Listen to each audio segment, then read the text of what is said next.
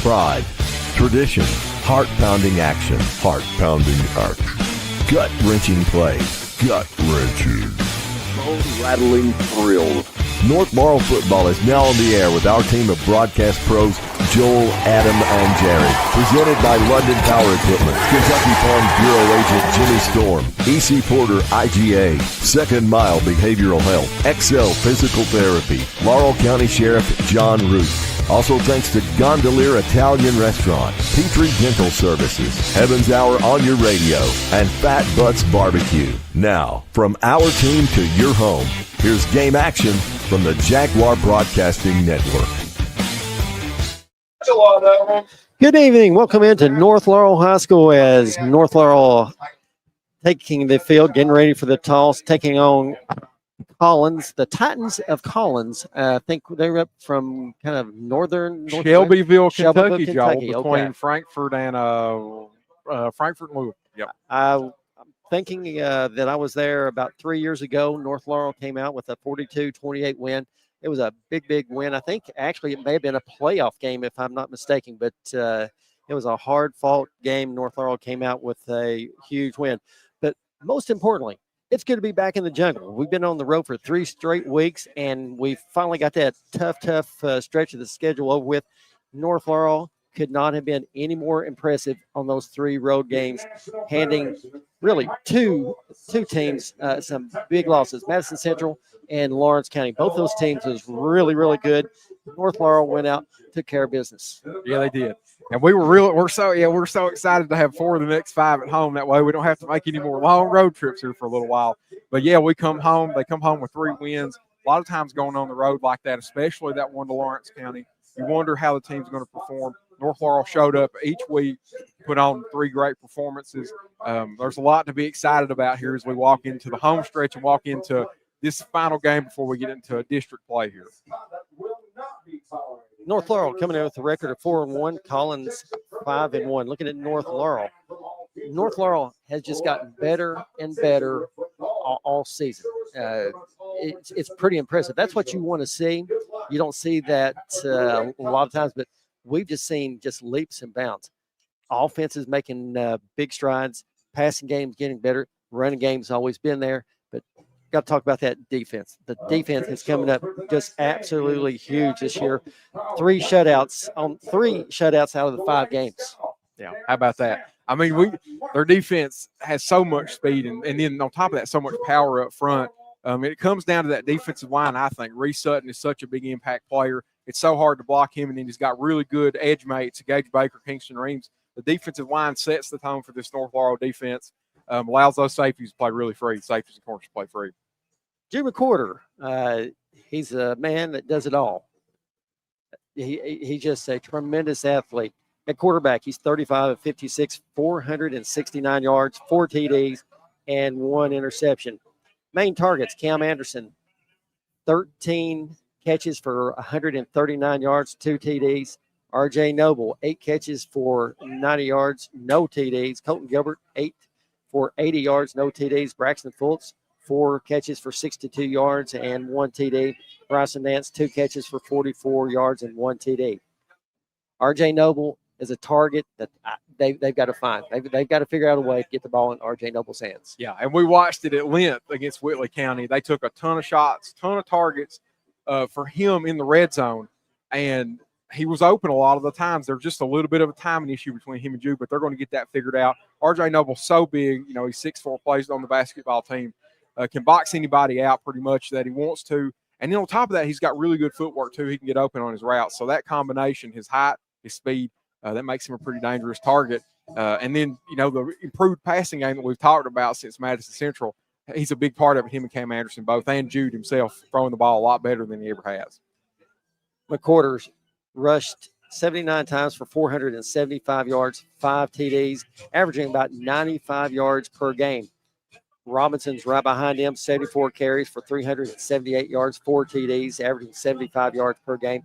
Bryson Nance, he's one that we've seen really stepping up, making it bigger plays. He's 29 carries for 195 yards, 2 TDs, averaging 39 a game. Bryson has really showed up. Last week at Whitley County, he had a tremendous game on both sides of the ball. Yeah, and we've got Bryson Nance. He spells Cooper Robinson. He's able to keep Cooper Robinson because Cooper plays so tough, so hard, so physical. All that strength he has, he needs to rest.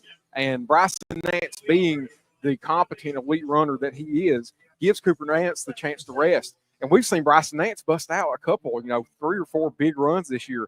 So you've got kind of that thunder and lightning combination in the backfield. Well, and then if you shut those two down, then you got to worry about Jude McCorder running the ball. So they've got a lot of pieces on offense that makes that offense as good as it is. Over on the defensive side, we've got Brody Pruitt. 51 tackles on the season, 16 solos, 35 assists. And right there again, name that I've called out several times, Jude McCorder. 14 solos, 14 assists for 28. Bryson Nance, 15 solo, 11 assists for 26. Reese Sutton, 9 solos and 15 assists for 24.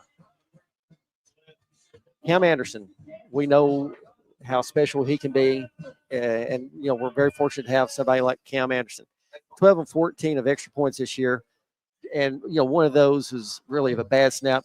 Can't really put that one on him. The other one, I think may have got just pushed it a little bit wide right. But we know he's got a leg. We know what kind of player he is, and we know what kind of receiver he is. He's got a lot of speed. Absolutely. He's a dual threat for this team, and it's such an advantage for North Laurel. They know once they get to around the 25-yard line, they've got a really high percentage chance at putting 3 points on the board.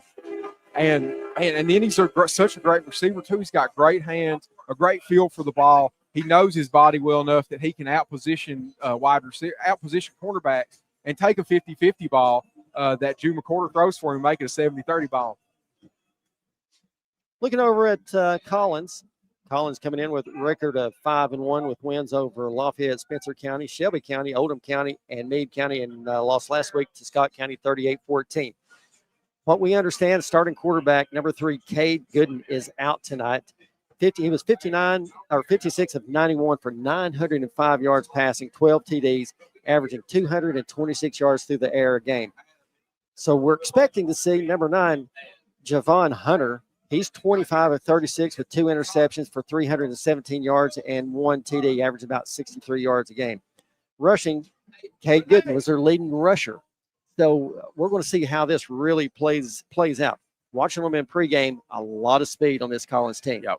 But North Laurel's, what you hope is that North Laurel's size can outdo that speed here. How big they are up front outdoes all that speed. And we'll see how good Collins does running in the ball, because they're going to have to do a lot of that tonight, not having their starting quarterback. Cam Anderson moving on the ball. Collins will take it first in this first quarter. Nice kick all the way back to the goal line. Out to the 5, the 10, 15, 20, right up the gut. 30, flags, and all the way out to the 45-yard line. 45-yard return by Collins, number 6, Jajari Hardy. And those penalties usually are not on the kicking team.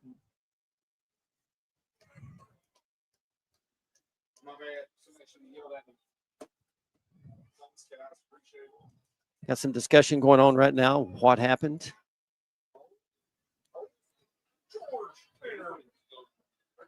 Flag back on the 32-yard line, holding on Collins. Yeah, there you go. So that's going to back them up, take a little bit of that return away. So where they get the hold at? I think it was right at the 35-ish. Somewhere right in there, I believe. Yeah, so they're back up to the 20. Well, they got them stepped off to about the 20. So. I think it's about the 32. We're going to spot it on about the 22. There you go. 1st and 10 for the Titans. Back in the gun is number 9, Hunter. 3 receivers right, to the left. Calls for the ball, dropping back, looking to pass. Got good protection, got a big hole. He's trying to get outside and does. And right there, slinging him to the ground is number 28, Cooper Robinson. And we got a flag coming in. Horse collar or face mask? One of the two. I think it may have been a horse collar because he was behind him.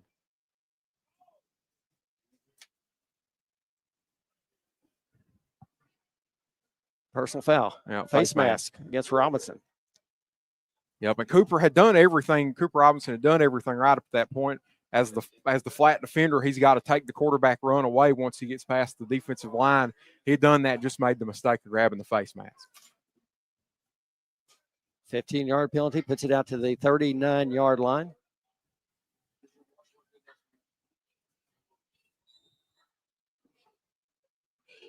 Hunter staying back in the shotgun. 3 receivers left. Oh. And right there, that's going to be offsides. Well, we've seen this several times this year, just a little bit too anxious. You got to don't listen, watch. Yeah, that's right. Because I think a lot of times they're trying to predict that snap count.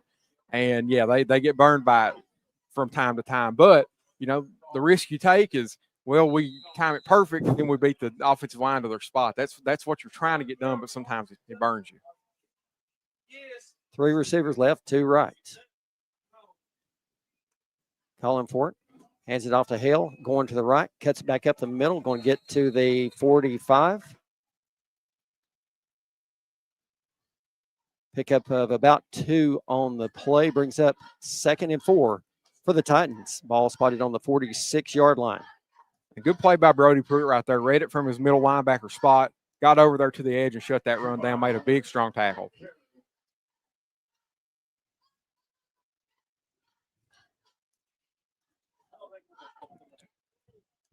Hunter staying back in the gun. Titans sending 3 receivers left to the right. A lot of space right here on this left side, near side with these receivers. Oh, yeah. You got about a 15-yard separation. Hunter dropping back, looks to run, tucks it, and he is going to be taken down right at the line of scrimmage. Going to bring up 3rd and about 3. And a great job by Reese Sutton there from his defensive line spot. Was able to see that quarterback run coming, because a lot of times as a defensive lineman, you're pushing your guy in front of you. You're not really paying attention sometimes where that quarterback's at. He saw quarterback flushing up the middle, got shaded the block, come over and made the tackle. He's got so much speed that he's able to do those things. It's just crazy how much speed he has compared to the size he has. He's able to do things like that.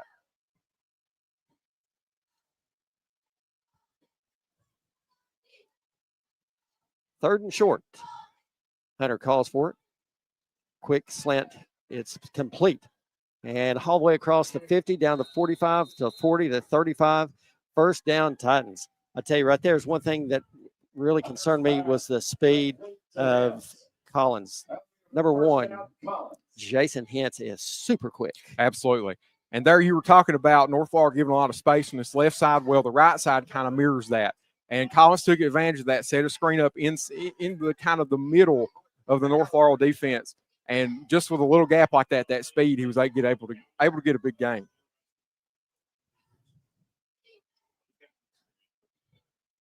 Titans sending 2 receivers left, 2 right. Held to the right of Hunter. Hunter calls for it, dropping back, looking to pass. He's going straight up the gut, and he is tied up and thrown down right there. Number 42, Gage Baker, getting in the backfield. And, man, Gage Baker is just a sophomore on this team, but he has come on extremely strong here in the first half of the season. There he makes another big play, keeping the quarterback from getting away from him, wrapping him up around his legs and keeping him from going anywhere. It's a great sack by Gage Baker. 2nd and 11 for the Titans.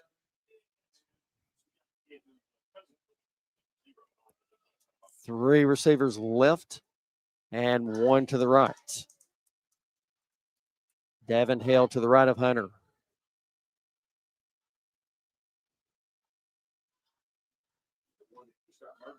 Hunter calls for it, dropping back and looking to pass. He's got a hole. He's going to throw it. And wide open down at the 25.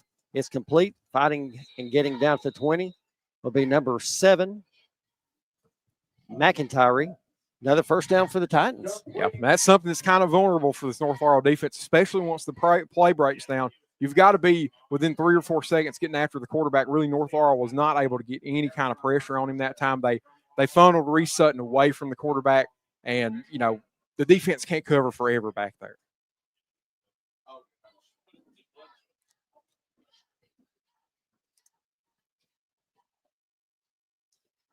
First and 10 for the Titans from the 20. Man in motion to the left.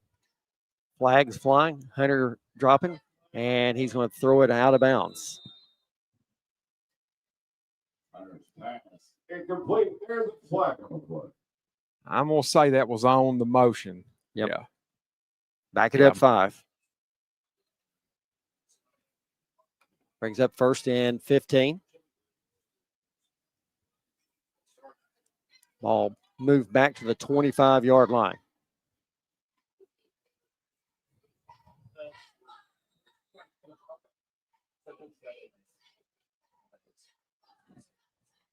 Three receivers going left, 2 right.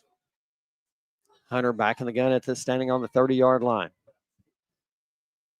North Laurel may be showing blitz. Now they back out of it. Hunter dropping back and looking to pass. Wide open across the middle, and it's knocked out of there. Great, great defense right there by North Laurel's number 21,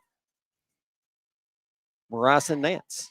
And, man, that is such a difficult spot from Bryson Nance, that linebacker, to follow that, whatever route that is in the middle there with the tight end, to stay in his hip pocket like Bryson Nance is so hard to do, because not only do you have to play the run in front of you, you've got to get back on all those passes. Bryson Nance used that speed to his advantage, stayed right on top of the receiver, and didn't give Hunter anywhere to throw that ball at all.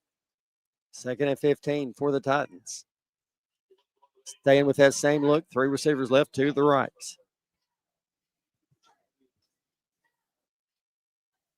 Hunter calls for it, dropping back, looking to pass, trying to keep him in.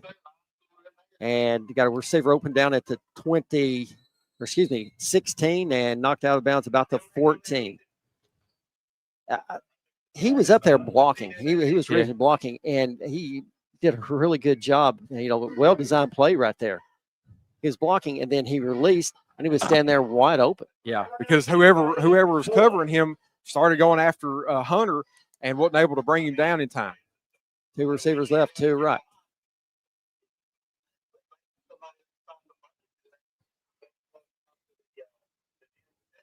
$13 seconds left on the play clock. Hunter keeps it running right. He's got room. Across the 10. Man, and what a hit. Big hit right there. But that's going to be enough for a 1st down. Yeah. And that's Fultz, I believe. Was that Fultz that hit him? I think it was Jude McCorder. Was it McCorder? Hit him right in the nose, right under the chin. That was a big-time hit by Jude McCorder. But, yeah, just got around the edge there. Like you were talking about, Collins has a lot of speed. They're taking advantage of that around the outside of the North Laurel defense right now.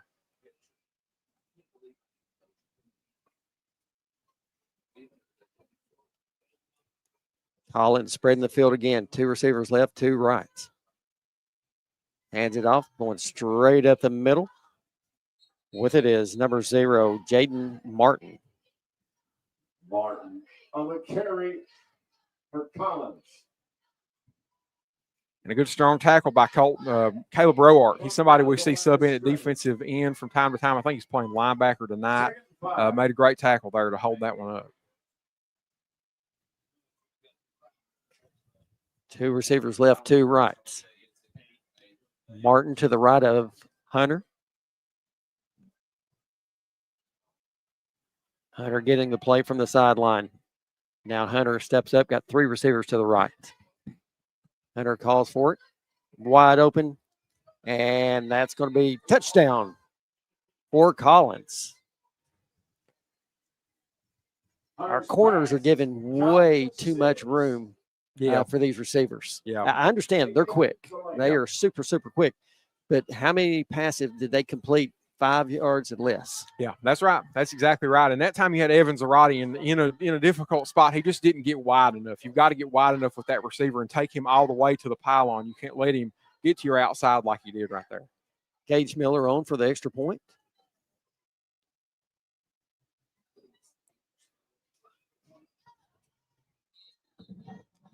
And we've got flags.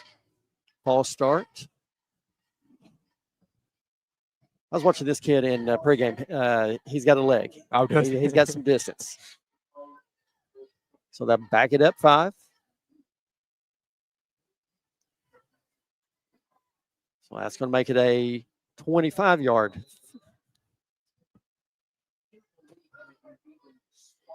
Extra point attempt.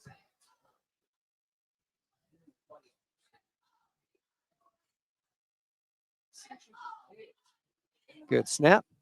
Kick is up and right down the middle. Gosh, Collins out to 7-0 lead over the North Laurel Jaguars. 6:05 left here in the first quarter. North Laurel is going to have to, get a feel for what's going on right now, Jared. They see how quick they are. They're small, but they are super, super fast. Yeah, man, that's something that our defense is going to have to work on. They're getting beat on the edges a lot, allowing people to get out in front of them. Man, another part of the deal on kind of that drive, at the goal line, the deal was Zarate doesn't get far enough over. But pretty much throughout that drive, your defensive line was not able to get a ton of pressure, especially once they got past midfield. Their defensive line was struggling as much as we've seen them struggle all year, not being able to put any pressure on Hunter at all. Hunter had a lot of time back there. So that's something that they're going to have to work on here as this game goes on. If they're not able to put any pressure on Hunter, he's going to have a field day probably on the back end because you just can't cover forever. And with their speed, that reduces even more the time that you can cover. McCorder Robinson and Cam Anderson back deep for North Laurel.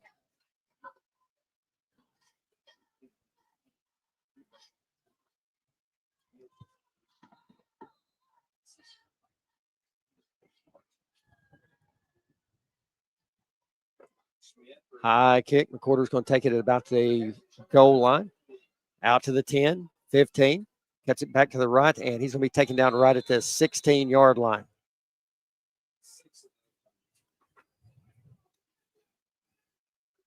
So all right, we're going to see if North Laurel can continue to build on what we've seen the last 3 weeks.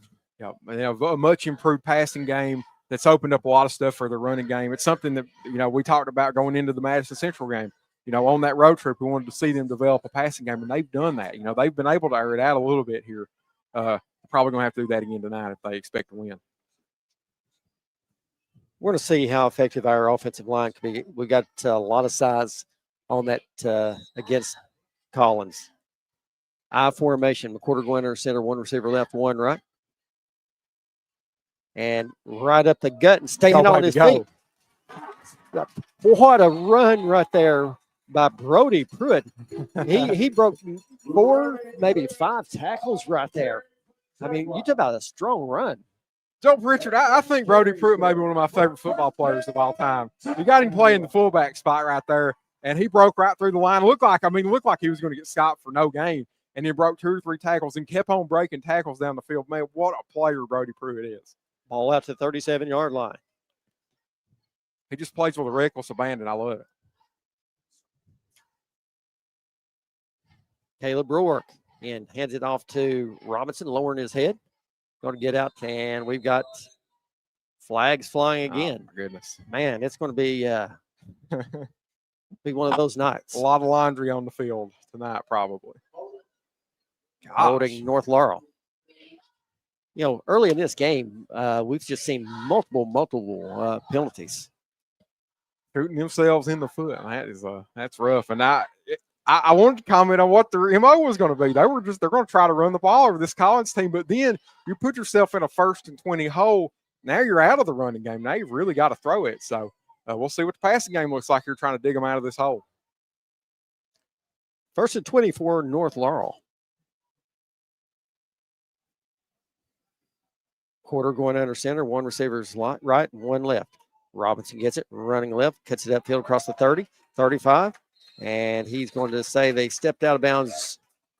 Hey, there you go. My goodness. Yeah, we've got a little bit of way late. Yeah, over there against Collins. That's going to go on number 22 of Collins, Clay England. The play was over forever, and he just leveled, I believe, Robinson. Yeah, level Cooper Robinson. Thank you so much for that gift. That's a gift. In such a they'd only got, I think, 2 or 3 yards past the original line of scrimmage, and now you give them a fresh set of downs.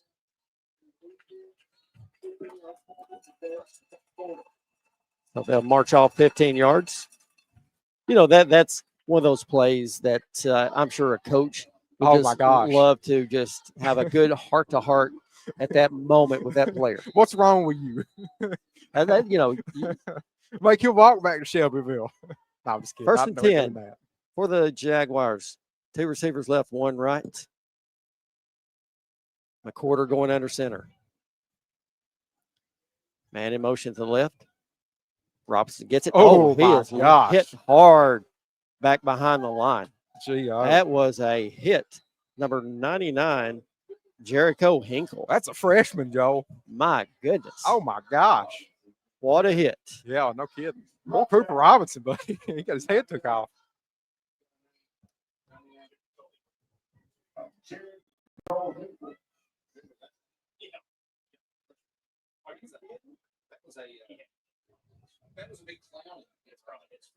We got a flag? Oh, do we? Oh,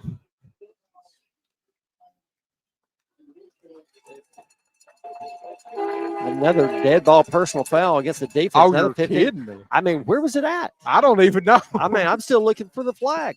30 yards worth of penalties, Joel. They drove him right down into field goal range. We didn't even have to run hardly any offense at all. We're already down to the 30. Take what they give us. Yeah, absolutely. 1st and 10 from the 31 of Collins. I formation. Robinson gets it. And nowhere going. He's going to lose 2 on the play. Tell you what, Collins' defensive line is showing North Laurel what they're made of. Absolutely. Because you had those first couple runs of the game where North Laurel up the middle really, made some progress, pushed the line. But this time, Collins' defensive line is standing up to them. They may have to start attacking the outside there because we saw that one run to Cooper Robinson go for 13 on the outside. Probably may want to do that again. 2nd and 12 for North Laurel. 3:54 left here in the first quarter. Collins on top, 7-0. Quarterback and the gun. 2 receivers left, 2 right. Robinson gets it, going straight up the middle, going to get back to the original line of scrimmage.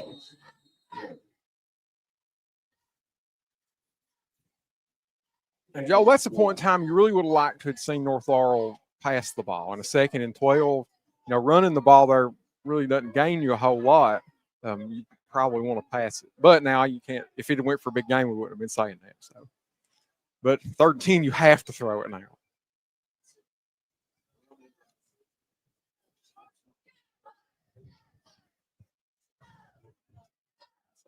.310 left here in the first quarter. Robinson and McCorder in the backfield. 3 receivers right, 1 to the left.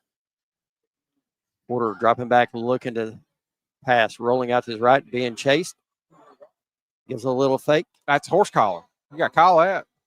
Actually, it was just a jersey? It got jersey only, and it was right in the middle of his numbers. Yep. And they're going to lose about 1 on the play. Brings up 4th and 11. Man, yeah. And Jude really just had nowhere to go downfield. I think the route combination they kind of run over here on the right side out of the trips really got shut down. He had Colton Gilbert cutting back across the field, had a little bit of separation, but it would have been across his body. So really nowhere for Jude to go right there. They're going to have to draw up something else on this 4th and 11.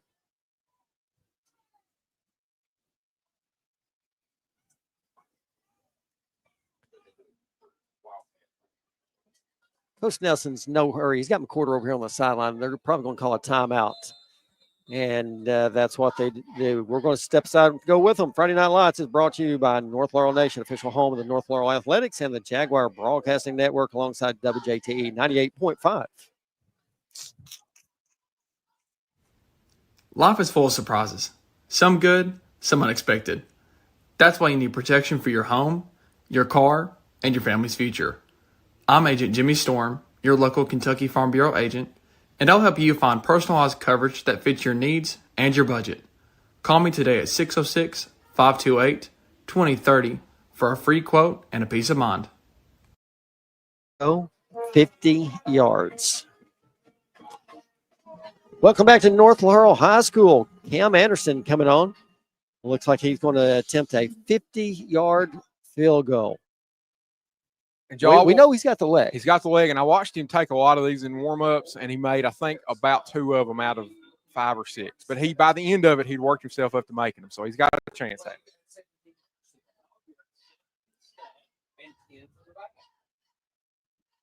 Line drive. No good, just to the right. Just to the right. Plenty of leg. Plenty of distance. Yeah, he had plenty of distance and just drifted off to the right. Yeah. Yeah, and I mean, it's worth the gamble right there. You're in the 4th and 10. Are you going to the likelihood of you converting that 4th and 10 not extremely high. And it's worth taking the gamble because you know that Cam can make it. I mean, if he had just got it on target a little bit more, he would have made it. I like the gamble there. Give him a shot because they've preached for 2 months that his range is 50, and I think they're right about that. But there's no question about that. Just the consistency of it is the problem, man. It's such a hard kick to make. But it's better than punting it because you punt it and give it back to him around the 20. You don't want to do that either. You only give up. You're only gaining 20 net yards of field position. You don't want to do that. So 1st and 10 for Collins from their own 20-yard line.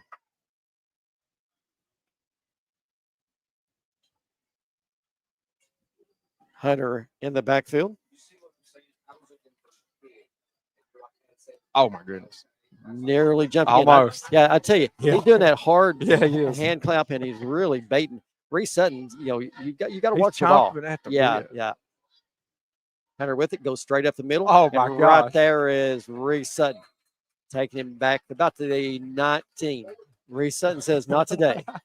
I love watching Reese Sutton play too. He plays so hard. He is so electric, so quick off of the snap because you see him. He's close to jumping all the time, but doesn't. And there he was able to beat the guard inside, chase Hunter into Kingston Reams. That was a great play by those two defensive linemen. Collins with one receiver to the right, 3 to the left. Hunter rolling out to his left, looking to pass. Got all day. And just overthrows his intended receiver, number 13, Logan Hulsman. 2nd and 11. And we've got a flag on the far sideline.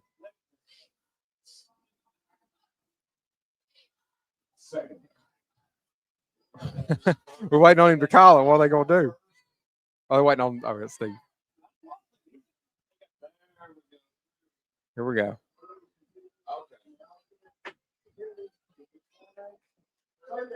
There you go. Okay. So 3rd and 11. So I like that. You don't want to – 2nd and 16, don't love that. You give them 3 shots at 16. Right. I like 2 shots at 11. Man. That's a – look the room that we're giving right here on this side. Yeah. Hunter back in the gun. Dropping back, looking to pass. Looking straight across the middle. Ooh, baby. And that's – oh, no way. No way. That's – you want to lower the boom on somebody, but that's you can't do that. You just can't hit him in the head. Yeah, he's defenseless. Man, I mean, they had played that perfect too. They had the underneath zone had followed him up, and Jude was coming over top. There was no space to get the ball in at all. Yeah. Here again, you always want to hit somebody. You want to lower the boom, but that ball was well overthrown. Let it go. Yeah, you could just let it go. You got to see that. 4th down, you'll get the ball back. Yeah, that's now right. It's 1st and 10 for the Titans.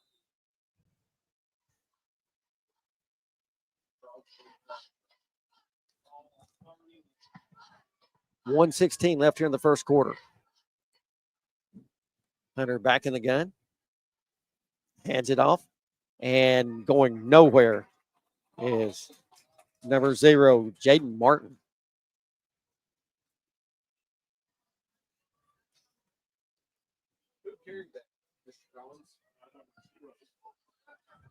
Bryson Nance coming off the field. Favoring that left ankle, looks like.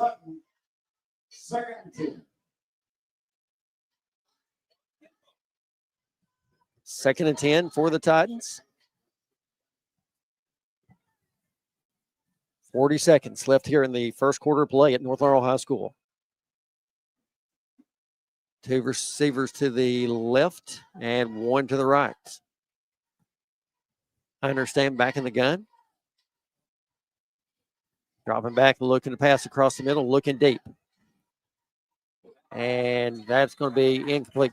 Good defense right there by North Laurel, Jude McCorder and Evan Zarate. And that time you've got North Laurel in a cover 2, And Zarate takes that basically just that go route all the way up the field. He's got Jude McCorder over top to help him in the deep half, and they were both able to stop that. Really, again, great coverage here by North Laurel. There's nowhere at all for Hunter to put the ball, even for his receivers to get remotely close to it. 3rd and 10 for the Titans. 3 receivers left, 1 to the right. Martin to the right of Hunter. Pass snap, and just wide choice right there. Yep. Hunter didn't have no choice but just to fall on that one. And Gage Baker, I think even if he had caught it, I think Gage Baker had won his block too. He was going to sack him anyway. Brings up 4th and about 20. And that's going to do it for the first quarter play here at North Laurel High School. Collins with a 7-0 lead over your North Laurel Jaguars. Friday Night Lights is brought to you by North Laurel Nation, official home of the North Laurel Athletics and the Jaguar Broadcasting Network. Since 2010, John Root has proudly served as your Laurel County Sheriff. Now ready to serve in their new location at 1380 East Highway 192 in London. Monday through Friday, 8 to 4. John Root, providing a safe, secure place for the residents of and visitors to our fine county of Laurel. And he proudly supports all area youth activities.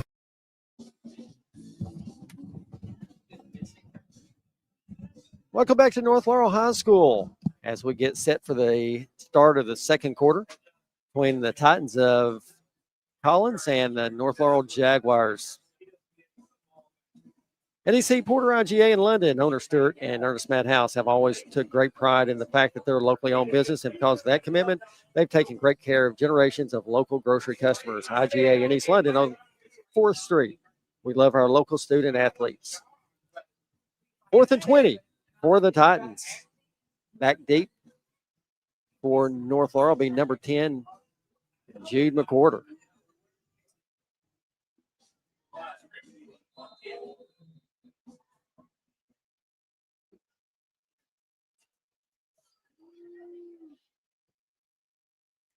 Trenton Poole kicking it away for the Titans. Good snap. That should be holding right there. Yep, flag comes out.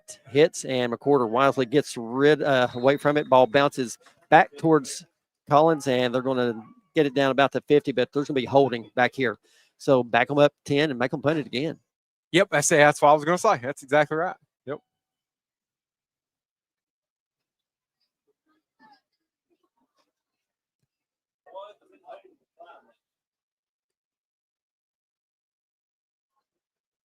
There's some discussion going on.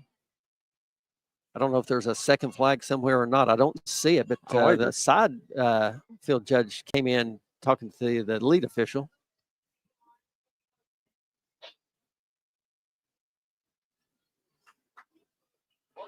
Holding.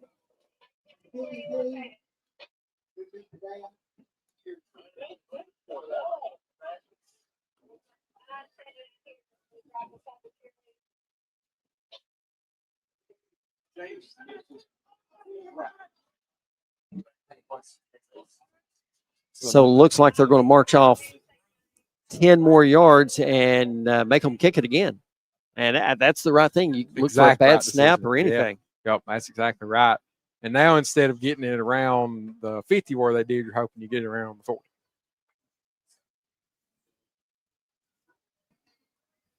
I know we talked about it last week, talking about Jude taking some of these out of the air. Yeah, I know, and running and keeping them from rolling. That's right. That's what last week, I tell you, Willie had a tremendous punter. He was good. Snap. Good. Big high punt. And it's going to hit at the 50. It's going to take a back kick and then another kick, and it's going to be back at the North Laurel 49. So we lost a yard on that deal. Did we? It's worth a shot because if he hit it where he hit it before, you end up winning. But it's all good. First and 10 for North Laurel from their own 49-yard line. But I mean, even it's still great field position. Starting from 50, absolutely. You can tickle death about that. You're only, couple big gains for being in field goal range.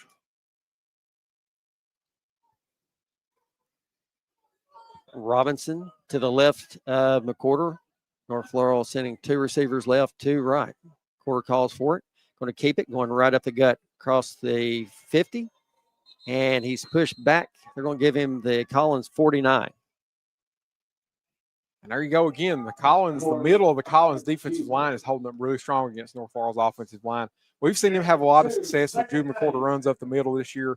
Just wasn't there that time.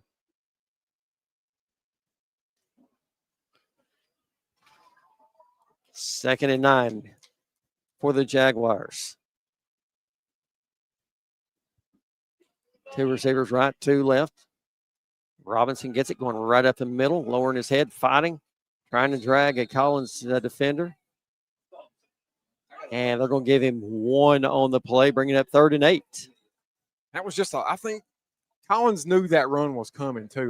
They sent one of their linebackers on a blitz there because they knew they weren't going to throw the ball, especially where they must have the same look out of the run because Collins was ready for it. Correction, 3rd and 7. They gave him another yard. 3rd and 7 for North Laurel. 2 receivers left, 2 right. McCorder with it, dropping back, looking to pass. And it's complete. Right. And looks like he's going to be knocked out of bounds right at the first down marker, and it's really going to depend on the spots. Yep, there's a sign. They're going to give it to him. There you go. And Big catch right there for Fultz. Yeah, and Braxton Fultz is running about a 5-yard out route just underneath all those zones. The zones are set just around 7 to 8 yards right there at the first down line. Braxton catches it and then fights through contact to get the first down. Good throw by Jude, too. Robinson to the left of McCorder. 2 receivers left, 2 right. We'll see this look the majority of the night. Yeah. McCorder looking to throw. And it's complete Great down job. at the 30, 25, down to the 23-yard line. Right there, Braxton Fultz on the catch. 2 big catches back to back. Yeah, and heck of a play by Jude McCorder there, too. He was about to get smashed in the pocket. He did so good with his footwork. He just stepped over just a little bit, let that defender run by him, and he was able to find the open Braxton Fultz down the field for a really big gain right there. Great play by Jude McCorder. 1st and 10 from the Collins 24-yard line. 3 receivers left, 1 right. Quarter's going to keep it running left. Cuts upfield, and he's going to get a couple on the play. Collins is doing a tremendous job on their run defense. Yeah, there's just nothing. There's just not a lot there for North Laurel as far as the run game goes right now. And so when that's the case, man, you got to start airing that thing out a little bit. Try to throw the ball some. Try to open it up for your running game a little bit. Get some of those linebackers off the line of scrimmage.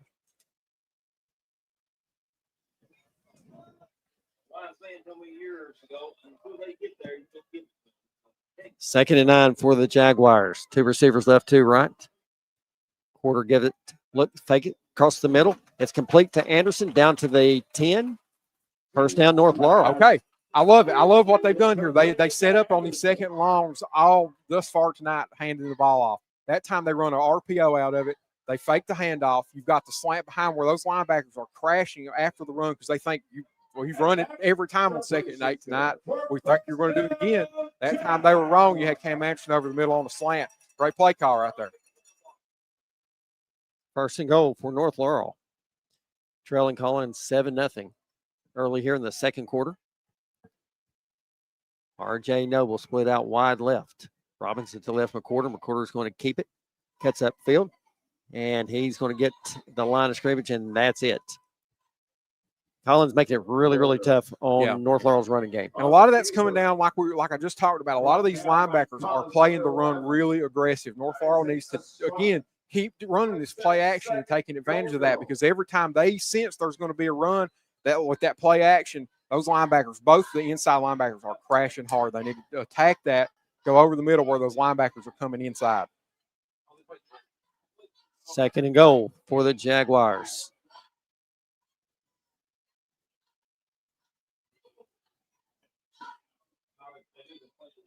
Robinson to the right of McCorder. McCorder keeps it, going straight up the gut. staying on his feet, gets down to about the 3-yard line, brings up 3rd and goal. That's something we hadn't seen them do tonight, run the speed option like that. A lot of your defense is kind of shifted out there watching Cooper Robinson run. Jude was able to find a little lane up the middle where the linebackers had kind of crashed outside. Good play by Jude McCorder. Good play call, too.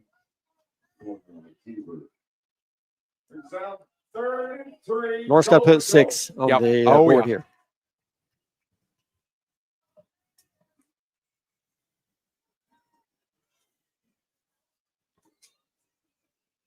Roark and Pruitt in the backfield along with Robinson. Robinson gets it straight up the gut. Yeah, baby. And right there. Touchdown, North Laurel. Love it. I love the play design, Joel, because instead of you run behind the left guard, center, right guard all night. This time you kind of kick it out between left guard and left tackle, Cooper Robinson. And Cooper Robinson used that speed to get in there too. Man, great job. Cam Anderson on for the extra point.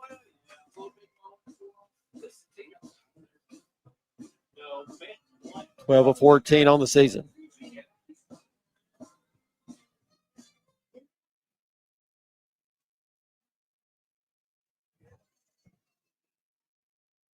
Good snap, down, kick is up, and this ball game's all tied up. 7-all. North Laurel put a really good drive together. Good starting field position from their own 49, but I really like how they came out, threw the ball that possession. Yeah, like we've been talking about, saying, man, they need to throw the ball. And they've been setting Collins up on that all night, running. They were really run heavy the first drive or so. And had Collins thinking they were just going to try to run it on them all night. And you have great plays by Jude McCorder, too, that opened a lot of that up. The quickness on the slant to Cam Anderson is great. That's timing that they've practiced since June, knowing exactly on on Jude McCorder's first step back and Cam Anderson's first step out of that slant, that ball's going to be there. That's incredible timing. And then Jude made such a great play here, evading the defensive lineman and getting it to Braxton Fultz on that one big gain. So, good plays by Jude McCorder. Good plays all around there by the North Laurel offense. That was a great drive. It's one to be excited about. Newest local Kentucky Farm Bureau agent Jimmy Storm stands ready to assist you with any and all of your insurance needs. Jimmy is a North Laurel alum, and Farm Bureau is your place for insurance. Kentucky Farm Bureau agent Jimmy Storm, located in southern Laurel County, proudly supports North Laurel athletics. Cam Anderson on to kick it away for the Jaguars. Back deep for the Titans, number 17, Delaney. Line drive kick, and it's going to hit at the 20, and it's going to be taken at the 15. Hence, trying to get outside and nowhere to go right there. Taken down at the 25. Is that McCorder? I think so. McCorder coming in with a big hit. Yep. Great job on the kick coverage there. You hold them to what? About 20, 24? You're at the 25-yard line. 25. So, about 10 yards on the return. Yeah. So, man, this is the North Laurel defensive line. This has got to be a big drive for them. You've got to start putting some pressure on Hunter back there, make him make some bad decisions.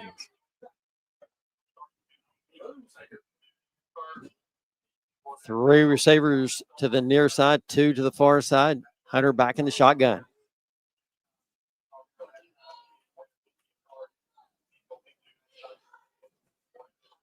Hunter calls for it, dropping back, looking right. Got a receiver wide open at the 32. Dives out to the 41, and that's going to be enough for a first down. Here again, you're giving him 15 yards. Our defensive back, cornerback, giving them 15 yards right there. Quick, just 5-yard hit. And, you go for a big gain. You can't give up. You can't give the receiver 15 yards. Yeah. So your deal is your linebacker in this cover 2 they're running. That's there, but your linebacker's got to come over and make that play on it. That's the deal with that. You've got to have a flat zone over there at some point to come play that, and that's the weakness. Anytime you're running these spot drop zones like that, there's going to be some kind of weakness in the seams, kind of those middle routes right there, and they took advantage of it. That's something that North Laurel they're going to have to work on. I said, well, Brody Pruitt or Bryson Nance, you're going to have to run out there and play coverage on that, or they're going to have to bring that safety, that run something else, because the cover 2's not working. Got a Collins player shaking up. Take a second. Thank some more of our fine sponsors at London Power Equipment, Power means power, and getting to know Brad and Jessica Baker and their friendly staff equals savings for you. Now supplying Ferris products along with other awesome lines. We're your power source. London Power Equipment proudly supports our local athletes. And that was number 13, Logan Gulsman, that was shaken up on the play after that 10-yard gain. First and 10 for the Titans from their own 37-yard line.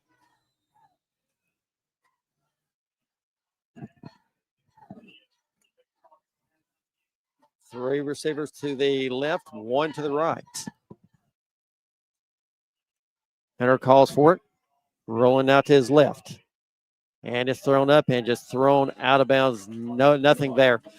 Smart play to get rid of it right there by Hunter, because closing in on him was number 42, Gage Baker. Okay, now let's talk about the pass coverage a little bit, because, you know, we've seen on this side, when they run it to the linebacker side, when they run it to Bryson Nance's side where he doesn't have as much speed, they've got this open over here. But that time they run their three wide receivers to the corner side where you've got Braxton Fultz in that spot. Braxton is fast enough to play that middle part and still cover those inside routes. So that's why that didn't work on that side, because they're running against a safety instead of a linebacker. Second 10 for Collins.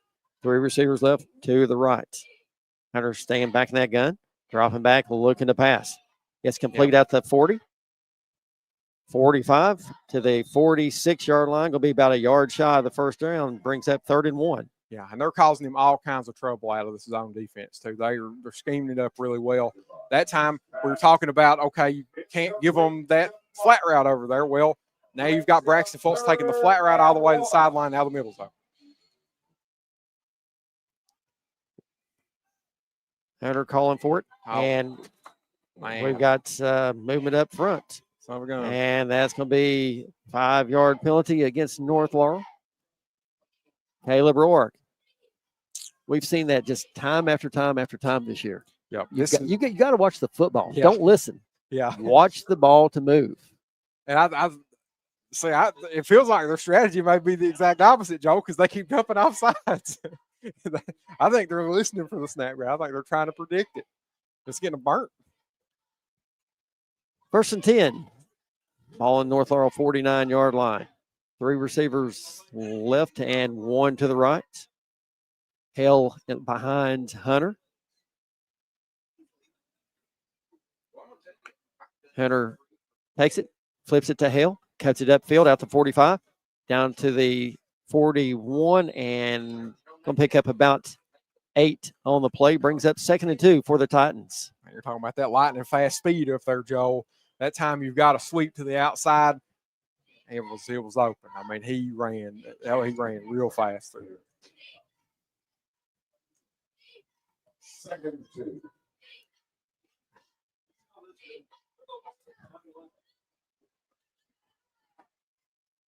Second and 2 for the Titans. Hunter staying back in the gun. Little flick. Yeah. Got a receiver open and nearly caught down at the 5-yard line. Jude McCorder able to reach in and knock that one away. I tell you. Yeah. A little flea flicker there. Just about pulled that one off.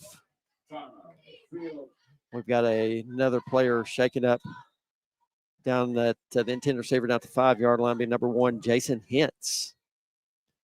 And yeah, they caught both they caught the corner and the safety. They caught Jude and I got to remember number 30 here, Peyton Roberts. They caught him, both of them flat-footed. Jude just caught up to him enough to get in there and force that ball to be an incompletion, because he really had a clear sight line of the ball and a clear catch. But Jude made a great play on it to stop it.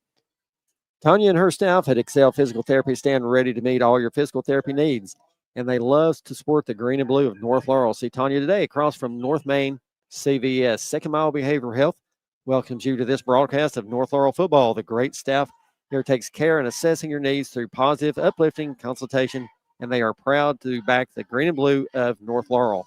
John Root has proudly served as your Laurel County Sheriff for the past 15 years, and he gladly supports all the area student athletes. check out their new location at 1380 East Highway 192. Coming up a week from this Tuesday, we're going to be kicking off elementary school basketball. Uh-oh. Super excited. Season number 2. Yeah. Getting it underway. Jacked up. One of my favorite things that we get to do, Joe, going to all these elementary schools. And the coolest thing is this year I get to do it from the start, and we're going to get to, I think, almost every single elementary school in the county, so except one. But we're going to be there, most of them. 3rd and 2 for the Titans, and throwing in another little wrinkle for hopefully for our most valuable players. We always give an MVP award to each at each game. Hunter calls for it. He keeps it and goes straight up the middle, dives forward, and that's going to be enough for a Titans first down. There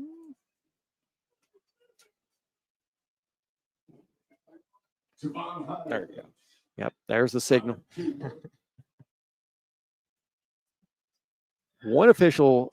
Yep, there it goes. Yeah, I was going to say you got 1st and 10. You got the side judge over here on our side is saying move the chains, and the far side judge hadn't really decided if it was a first down yet. No, he was up there doing the thing. Yeah, I don't know. Nonetheless, 1st and 10. Hunter staying back in that gun. Oh, Ray Sutton nearly went again. gosh, they're jumping. Got to watch the football, guys. Timeout. I don't know if the play clock reset or did it. Oh, Yeah, yep. Delay a game.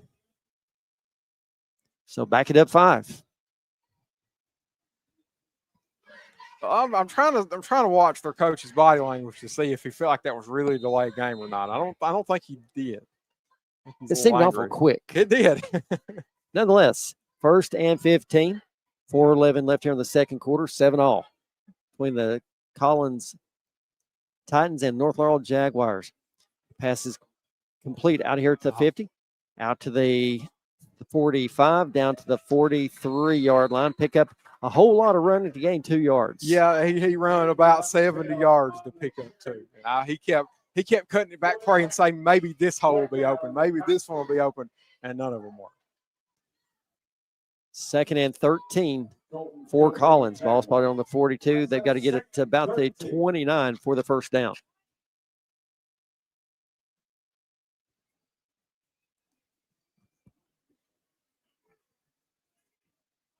Collins sending 2 receivers to the left, 3 to the near sideline. Hunter back in the gun. Good snap. Dropping back, looking to pass. It's complete. And he's hit right where he caught it at the 37-yard line. Pickup of about 5 on the play brings up 3rd and about 7. So your thought is there where you've got 2 downs, Collins is just going to try to split it in half. And great job by Peyton Roberts to make the tackle. You put yourself in position to make the tackle, play perfect coverage, finish the tackle off. And Peyton Roberts really put a big hit on him too. Great play by Peyton. Big down right here for the Jaguars. Watch the ball. No offsides jumping here. 2 receivers left, 2 right. Hunter with the snap. Keeps it going right up the gut. Got a lot of running room across the 30, down to the 26-yard line, and we've got flags back in the backfield. And I believe that's going to be, I believe it has to be holding. Yeah, where it's at, it has to be. Yep. That's what it is. Holding on the offense. So that's going to back it back to the 47-yard line. And if I was going to put a wager on it, I would say that they were holding Reese Sutton more than likely because that guy draws more holes than anybody, or should at least draw more holes than anybody. They have to hold him to blocking. 3rd and 17 for the Titans. Gosh, that puts them in an even bigger hole.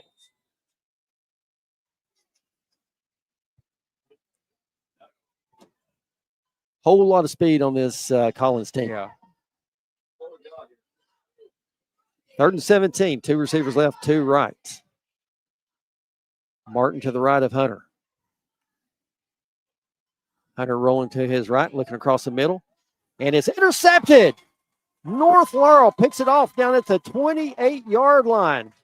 Number 16, Colton Gilbert on the pick. How about that, Joel? They man, that was a great play. Great play by Colton Gilbert coming from the safety spot. Read that the whole way. You had your linebackers pushing all those routes upfield toward the line of gain. Colton Gilbert, great read by him to pick that ball off. And that's a great pick too. You don't make them punt it to you. That's a great interception. 2:13 left here in the first half. North Laurel on their own 28-yard line. Quarter and Robinson in the backfield. 2 receivers right, 2 left. Quarter looking to throw. And he just I think he just fell down. He saw Collins really just closing in on him, and he just really went to the ground. Yeah. Keep from taking a hit. And he can't throw it away there in the pocket either. That would have been intentional grounding. They'd have got him for the sack. Regardless, he's going to get sacked. One thing about it, this defensive line of Collins is really working North Laurel's offensive line over. They are. And North Laurel's got to get some pace going here. You only got a minute 40 left. It's complete out here at the 21, out the 25 to the 27. There needs to be some urgency getting to the Cam line. Anderson on the catch. We've got a timeout, North Laurel. That works too. Timeout, Titans. Makes it about 3rd and 11 for North Laurel with 1:36 left here in the first half. 7-7, all knotted up here.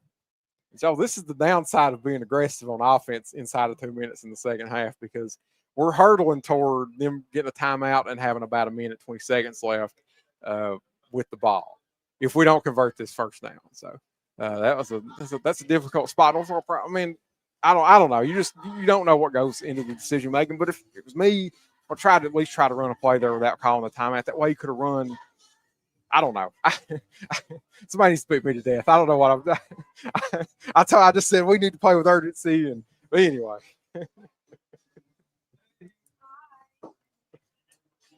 You're 100% correct. That got to play with that urgency. You've got to go. You've got to have that. You've got to have that play ready.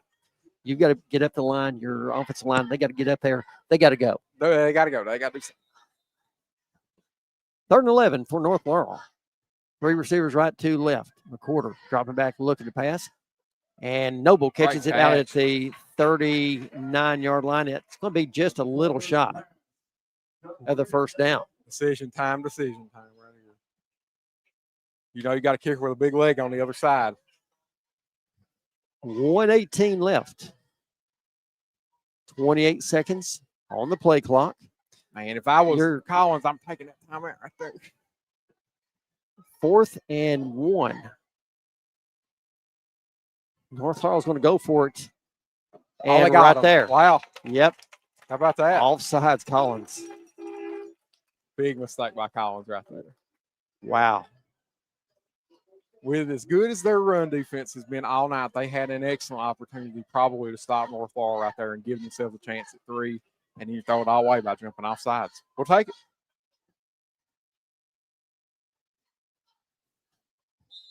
And it stops the clock, too. We need to pick up about 15, 20 yards. McQuarter looking deep. Oh, we got pass interference, and it wasn't called. Yep.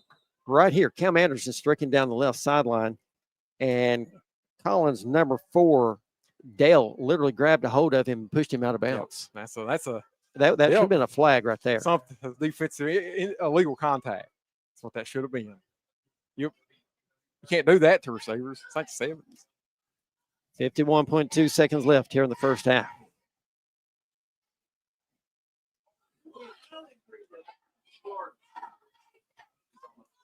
Second and 10 from the North Laurel 43-yard line.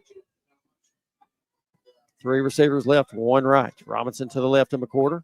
Robinson will get it straight up the gut. Going to get to the 45. Robinson on carry for the Jaguars. And we got a timeout, North Laurel. That's a curious decision to run it there.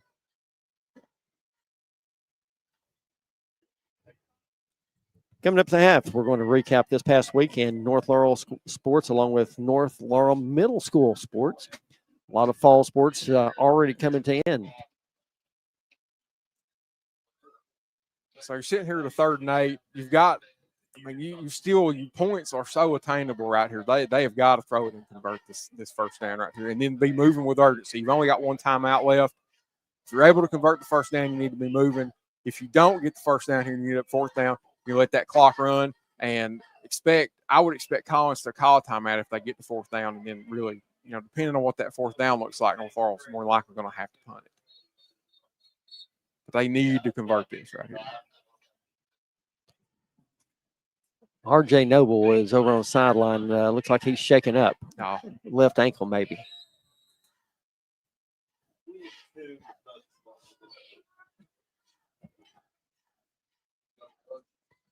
Three receivers to the right, one to the left. Quarter calls for it, and it's complete. Out to 45, out to the 50, down to the 48-yard line. And Collins is just going 25 seconds left on the clock. Collins is just going to let the clock run.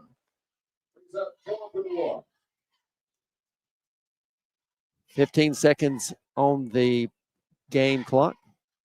And it's complete to Anderson. And that's going to be a first down for North Laurel.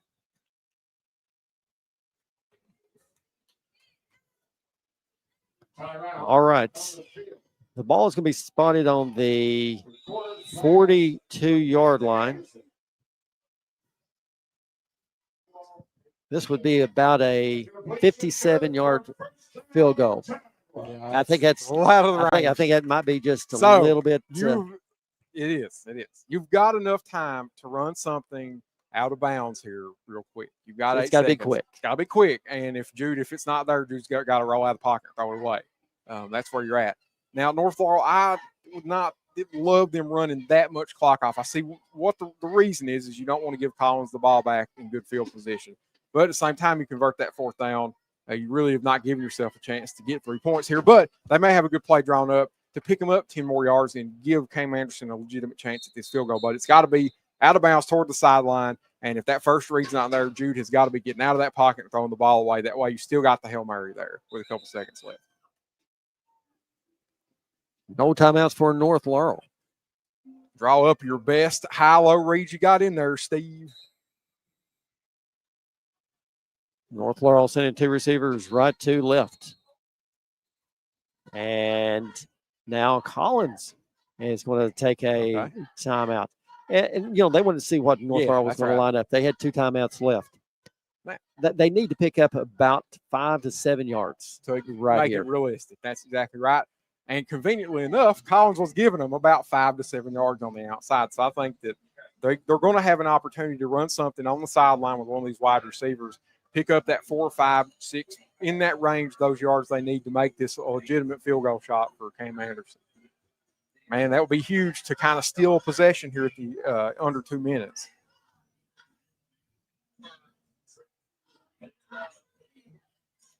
I see Coach Kennedy down there talking to Anderson on the sideline. Saying, be ready.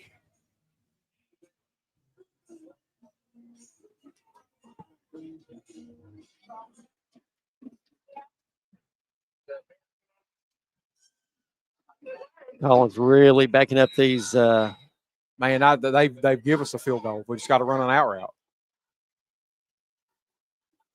2 receivers to the left, 2 to the right. Quarter dropping back, looking to pass. And it's complete. Oh, my goodness. Oh, my gosh. And that doesn't stop the clock.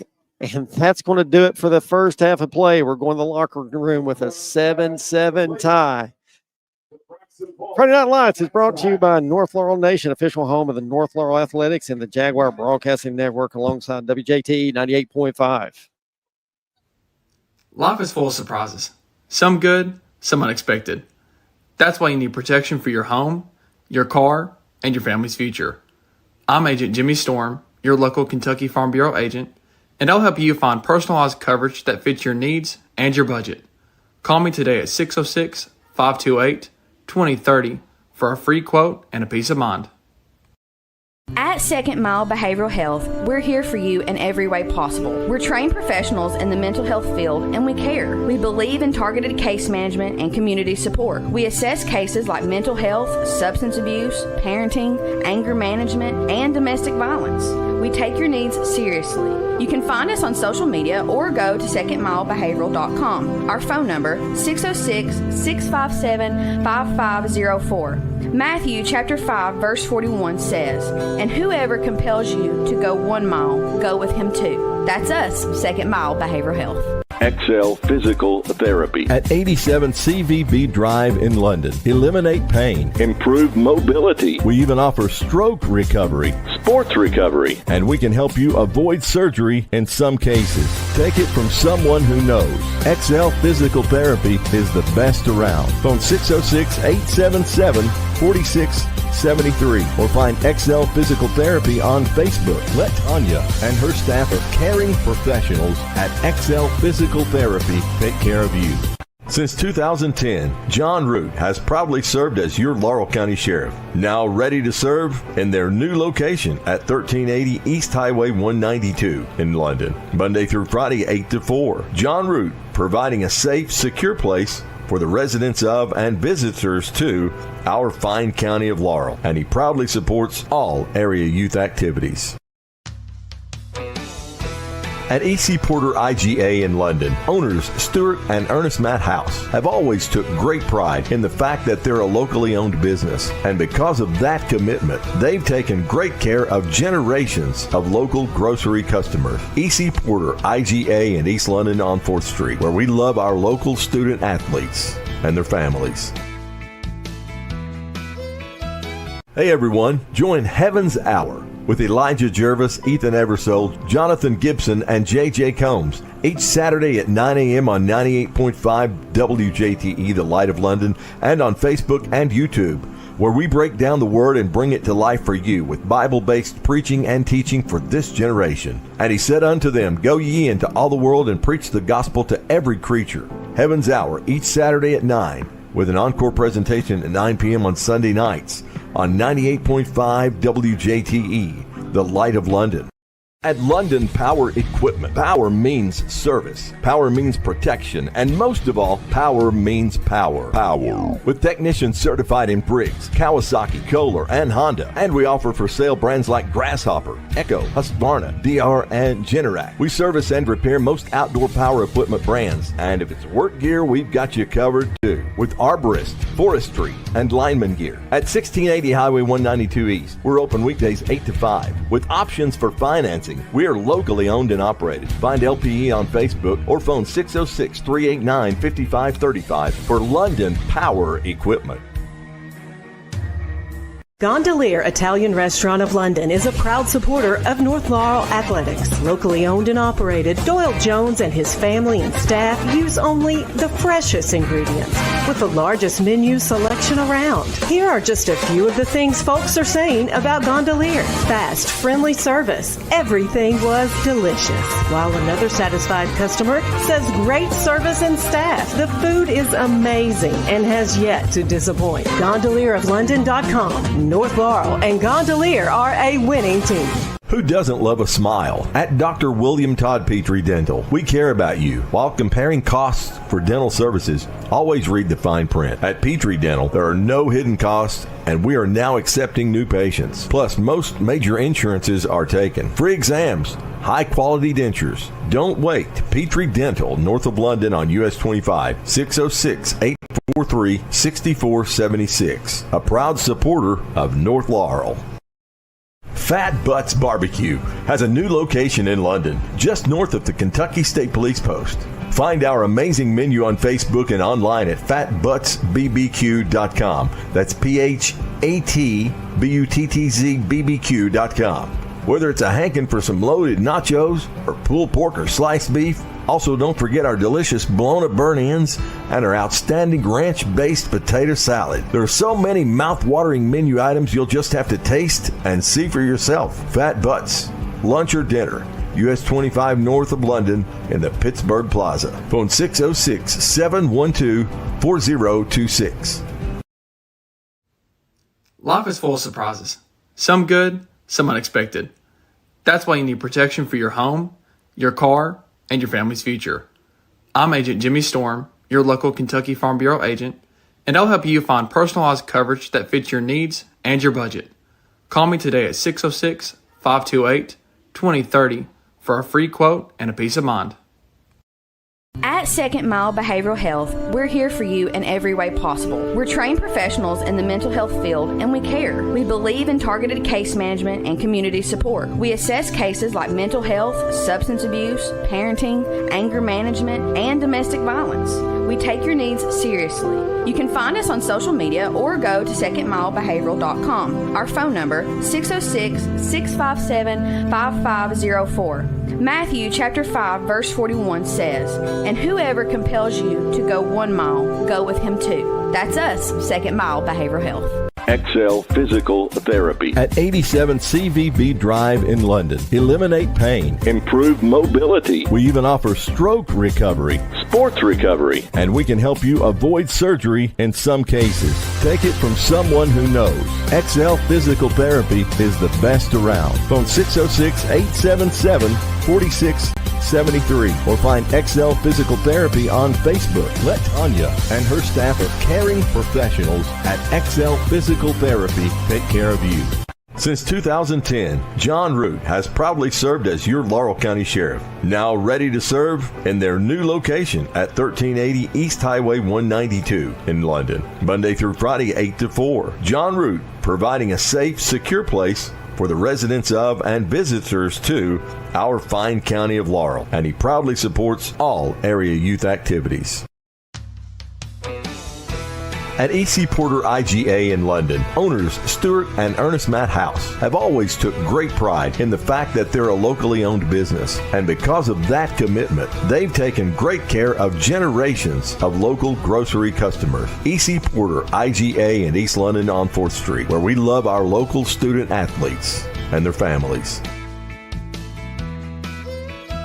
Hey everyone, join Heaven's Hour with Elijah Jervis, Ethan Eversole, Jonathan Gibson, and J.J. Combs each Saturday at 9 a.m. on 98.5 WJTE, The Light of London, and on Facebook and YouTube, where we break down the Word and bring it to life for you with Bible-based preaching and teaching for this generation. And he said unto them, Go ye into all the world and preach the gospel to every creature.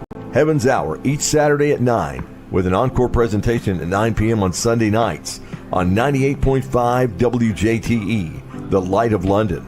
At London Power Equipment, power means service, power means protection, and most of all, power means power. Power. With technicians certified in Briggs, Kawasaki, Kohler, and Honda. And we offer for sale brands like Grasshopper, Echo, Husqvarna, DR, and Generac. We service and repair most outdoor power equipment brands, and if it's work gear, we've got you covered too. With arborist, forestry, and lineman gear. At 1680 Highway 192 East, we're open weekdays 8 to 5, with options for financing. We are locally owned and operated. Find LPE on Facebook or phone 606-389-5535 for London Power Equipment.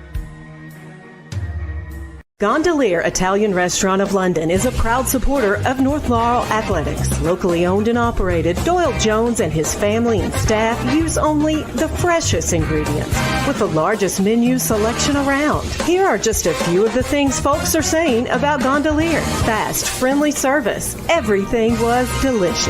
While another satisfied customer says great service and staff. The food is amazing and has yet to disappoint. GondelierofLondon.com. North Laurel and Gondolier are a winning team.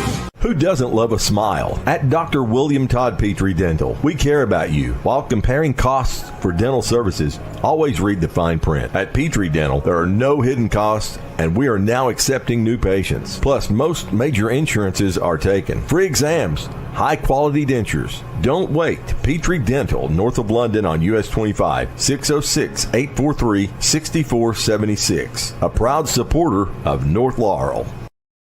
Fat Butts Barbecue has a new location in London, just north of the Kentucky State Police Post.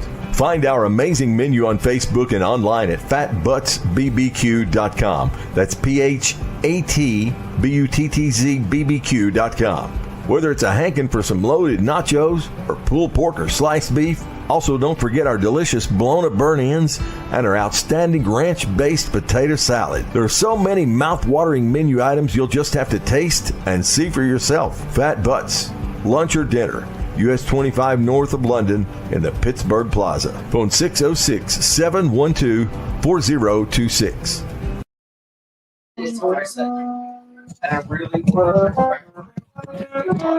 Welcome back into North Laurel High School as we're at the half between the Titans of Collins and your North Laurel Jaguars. It's all knotted up 7-7.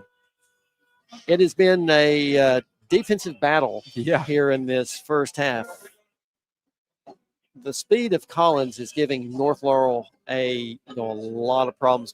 We saw Collins march down the field on that first possession, put 7 on the board, and it's this passing game. The passing game has been tremendous early in this game. Now, North Laurel's defense is kind of tightened it up there in the second quarter, done a better job, but I feel that we're still you can't give a receiver 15 yards. Yeah. And they see that. So, hey, your receiver's going out for 5, catching it, get another 5 to 7 to 10 yards. 4 defenders even to it. Exactly. Yeah. Just in my opinion, I'm not the coach. I don't make the big bucks. I'm just sitting up here, in the booth fighting the bugs right now. But giving up too much room. Yeah. I mean, too big of an opportunity for a quick strike, and that's what we've seen them do. They've not had a lot of success downfield. We've been pretty efficient on anything way down the field. We've seen Drew McCorder come up with a big deflection there. Yeah. We saw another one in the first quarter in the end zone, I think Bryson Nance. Then we saw the interception there in the second quarter also. Not a lot of success there, but a whole lot of success for Collins in that 5 to 8 yard range. Yep. And so what usually eliminates that problem is if you have a really good pass rush. And tonight they're really struggling to rush the passer. So now it's up to your zone defense to try to get themselves lined out.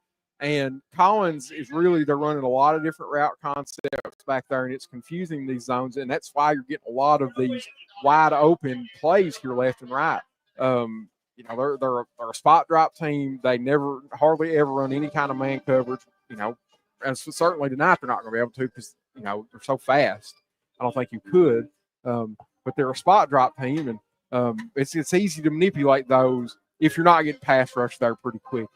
That's kind of that's the root of the problem is if you had Reese Sutton bearing down on him a second and a half after the snap, he couldn't take the time to sit back there and read and see where the zones are going and where the routes are going to be. That's the fundamental part they're missing tonight is the pass rush is just struggling. And Kingston Greenville's trying his guts out on that last drive they had, trying to make something happen. So they're trying a lot harder. We saw a hold that knocked them back. And that's one thing about Collins is you get them back in these kind of 10 to 15 yards, third and 10 and 15 yards, and they struggle because North Laurel's defense is kind of shifted toward allowing a lot of the stuff underneath like we've talked about. They're not able to get as much – they're not as able to make as much progress because they love to pick underneath. So I think it comes down to the defensive line. That's what's got to fix this problem because you just can't – you got to put some pressure on Hunter. And there's just not enough – there's too much field and not enough people. Unless you drop 10 of them, there's no way you could cover every single thing. You've got to cause confusion with him by putting zones in different places and then put pressure on him. Those are the two things that cause trouble. Like their defense is just extremely vanilla. And it's high school. I mean, you can't run crazy stuff left and right, but it makes it easy when you give a quarterback this kind of time. It makes it easy on him to throw it. Really impressed with what Collins' offensive line has been able to do. Yeah. Against our defensive line. Looking at the size matchup, I thought we would really dominate again tonight. But I'll tell you what, hats off to Collins. They're doing a tremendous job keeping our guys out of that backfield. Yeah, they sure are. And that's something they're struggling with. And then we've seen them try some different fronts stuff. We've seen a 3-man front a couple times, a 4-man front most of the time. And they're struggling. There's been a couple times now. Reese has got through there a couple times and beat his guy. We saw that, and that was a big part of any stop they have. They've had some big negative game from the pass rush. It's worked a couple times, but generally they're struggling. So, and it comes down to Reese Sutton. Now he's the straw that stirs the drink on defense when it comes to that defensive line because it takes so many people to block him. If he's getting free, that allows those opportunities for Kingston Reams and Gage Baker and whatever rotational defensive tackle they run, allow those to make plays. So it comes down to reset. You don't want to put a ton of pressure on one person because it's not about one person. But one person can change the game. And I believe Reese Sutton's got that. He needs to do that in the second half. He's got to take this game over and put a lot of pressure on Hunter because he can do it. One thing we saw in the first quarter, we really saw Hunter really getting it to the outside. Yeah. Had a lot of success early in the ball game. But we did a much better job cutting that off and really limiting the number of yards that Hunter's been able to run for it, especially the latter part of the first quarter and the second quarter. Yeah, and you're putting a ton of strain on those cornerbacks too with those. Anything on the outside, the cornerback has so much that he has to cover, especially when you've got him in cover two. He's responsible for 5 yards in front of him and then the 30 behind him, and he's got to go with wherever that route's at. And we saw Peyton Roberts come up and make a lot of good plays on some flat stuff, and then seen Peyton Roberts go back far enough and make big plays behind him when they run streaks behind him. And the same thing with Zarate. They've made that adjustment. That's something that they've done a lot better at. We're seeing North Laurel's passing game, show some really good signs there, especially in the second quarter. We saw them, doing those little, 5 and outs. Just, those quick hitters across the middle. The middle has been open for the North Laurel receivers. Jude's done a really, really good job tonight picking those receivers out. Yeah, he really has. I mean, he's not made a mistake tonight. I think other than the play at the end of the half, that's the only mistake he's made all night. And the rest of the time, Jude's been perfect. And he's hit everybody like he was supposed to. And like you were talking about there, Collins' linebackers are playing the run so aggressively, especially on first and second down, because that is a tendency of this North Laurel team is to run on first and second down. I mean, you sit here and watch it every week. That's just their tendency. And Collins knows that. They've watched film on them. They've got a month worth of tape out there. They know what they're going to do. And so those linebackers say, well, they don't really throw it a ton on first and second down, so let's blitz the heck out of them. Let's run blitz them. Well, now North Laurel's kind of picking up on that, and they've had a couple plays over the middle, especially alpha play action, where they've taken advantage of that. Those linebackers being extremely aggressive and playing the run.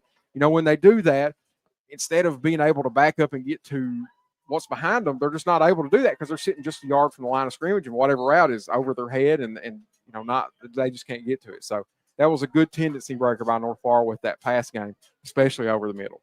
One thing, as both teams are making their way back out onto the field, we talked about Cam Anderson may have been shaken up there on that reception across the middle. Saw him over here near the tent with Pops and Jordan Markham. And out on the field right now, we're seeing Reese Sutton warming up, kicking off the tee. You're kidding. So, kind of find out maybe what's possibly going on with Cam Anderson. That could be really big right there, losing Cam. Yeah, that's a huge loss on your offense because he's one of your most productive receivers, got some of the best hands and speed, and in the kicking game too. I mean, those are the two things that Cam Anderson contributes to this team that you're about to not have, I don't think, for the second half. And also, we saw R.J. Noble go down with that left ankle. Yeah, I know. I'm trying to. I've not seen RJ back out here. I'm sure he is back out here, but I've not seen him yet.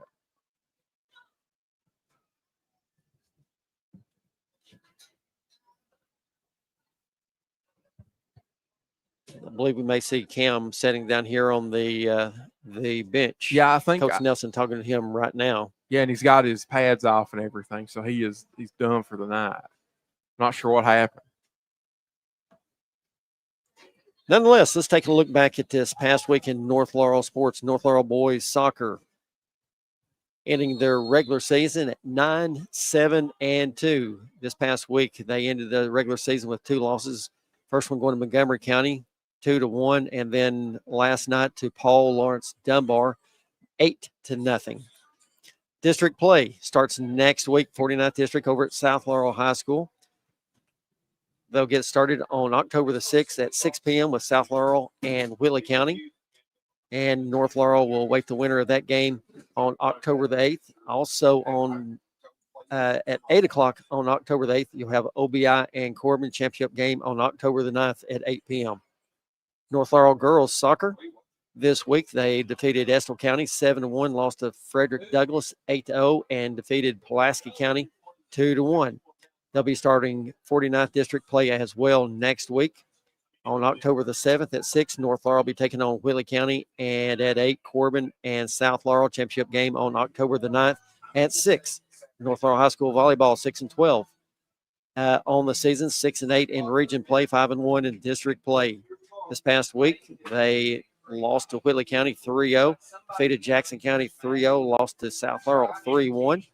This coming week, they'll be taking on Clay County on October the 6th at 5:30 and be traveling over to Pulaski County on the 14th with an 8 o'clock start.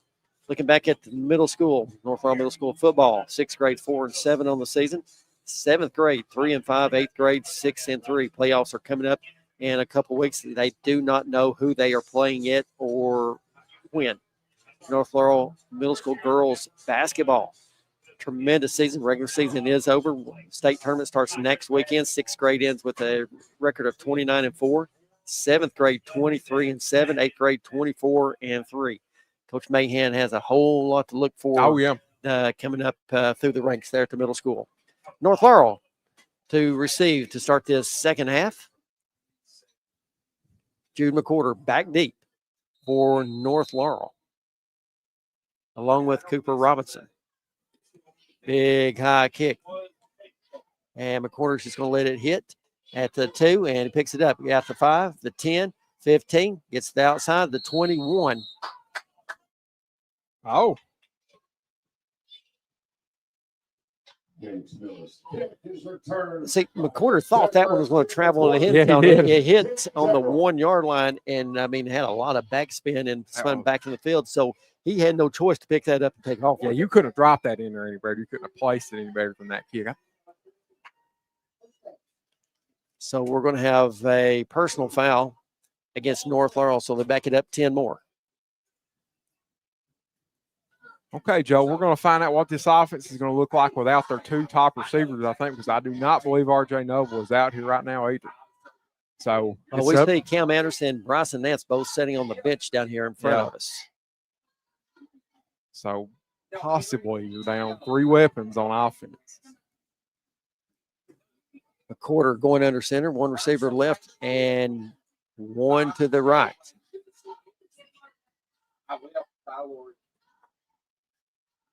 Robinson gets it right up the gut and going to get out to the 13-yard line. And right there's more flags flying. G.O. That was after the play, too. Yeah, it is way after the play.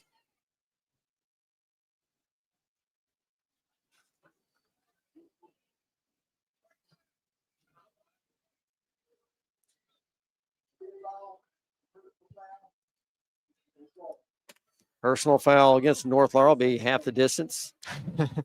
You know, they really couldn't lose a lot, Joe, because they were already backed up pretty far. Didn't kill them too bad.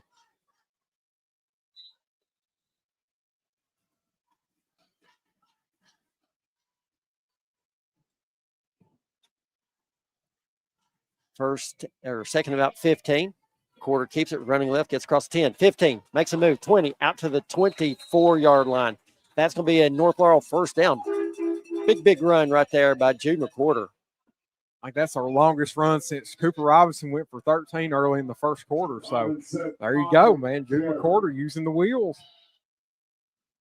Just got an update on Cam Anderson. Likely broke collarbone. You're kidding. Oh, that's the prognosis right now. That's nothing definite. Also, RJ is in a boot. Oh, geez. Cooper right up the middle. Gets tripped up, falls right about the 30-yard line, pick up about 5 on the play, 2nd and 5 for the Jaguars.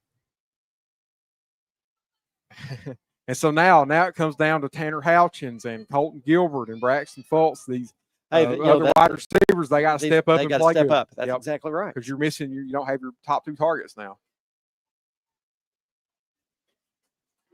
North Laurel sending 2 receivers to the right to the near side. Robinson behind McCorder. That's in the gun. Robinson gets it, cuts up field, and not much there. Falls forward, maybe give him a yard, bring up 3rd and 4. And we got flags flying everywhere. There's a lot of points from the North Laurel Jags. I believe that. I believe this one may be going against Collins. Yeah, I think so. And they're marching off. No, they started marching off against North Laurel, but it should be against Collins. Yeah. Yeah, personal foul on Collins. I think that's like the 5th dead ball personal foul tonight. We got a couple of these teams are wildly undisciplined, man. They're having a ton of extracurricular activity tonight. You know, as many flags that we have seen tonight, it's hard for either team to get in the flow. I know, ain't that crazy?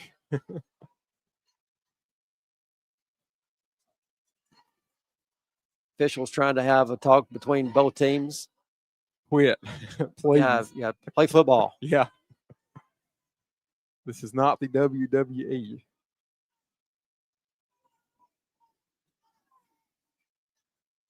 First and 10 for the Jaguars. Quarter's going to keep it. He's running right. Turns upfield, 40, 45, and that's going to be just enough for another North Laurel first down. Man. Good decision by Jude McCorder there to take it around the outside of this Collins defense, where they've shown they've been kind of weak. And man, he was flying when he got around the edge defender. He was going. Robinson on the carry, and that carry good for another first down. Jaguars. North Laurel in Collins territory. Ball spotted on the 44-yard line. 2 receivers left, 2 right. Robinson to the right of McCorder. Robinson gets it right up the middle, out to the 39 to the 40. Pickup of about 4 on the play, brings up 2nd and 6. Gain of 4, 2nd and 6. And man, you're just thinking about those injuries here real quick, man. You hope those are, at least for RJ Noble, if Cam Anderson, it's a collarbone, that ain't, that's probably over with for the season. But RJ Noble, you hope he's back for district play here next week.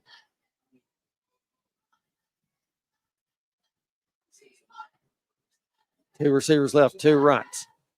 Porter keeps it, running left, cuts upfield across 40, 35, 30, 25, 20, 15.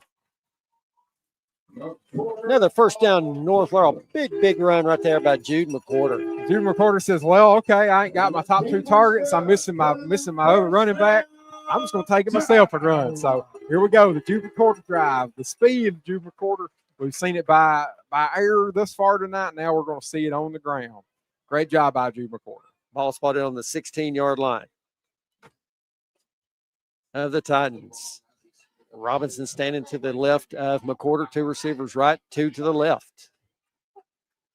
Porter with a snap and gives to Robinson. He's tripped up in the backfield.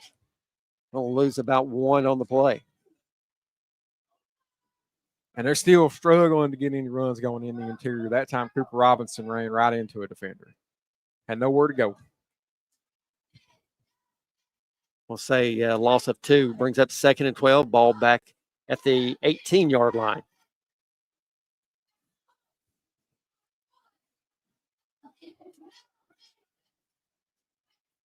Two receivers left, 2 right. Robinson gets it again right up the gut. He's digging and turning and pushing. Hey. And they're going to give him about the 14-yard line. Brings up 3rd and 8 for North Laurel. It's a good, strong run by Cooper Robinson, just pushing that sled wide open.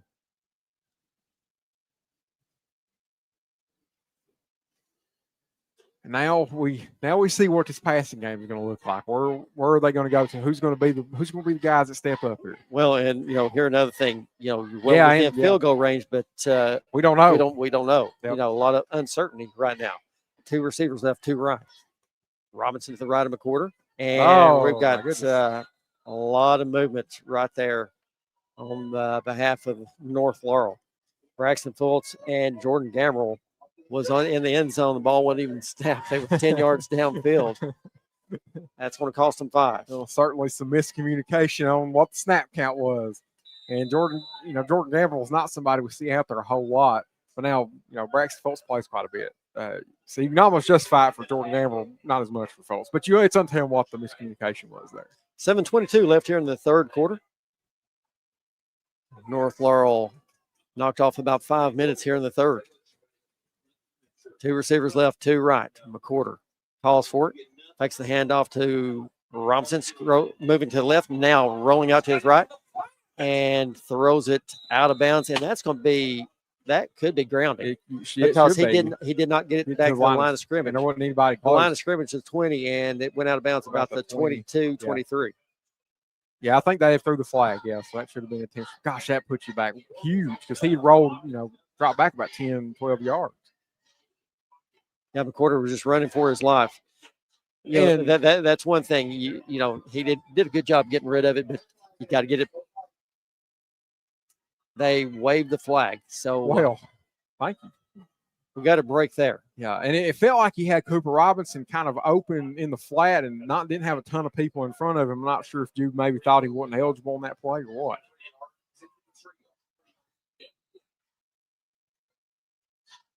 Fourth and 13, 7:02 left here in the third quarter. 7-7, all knotted up, and we've got a timeout. We got an official timeout.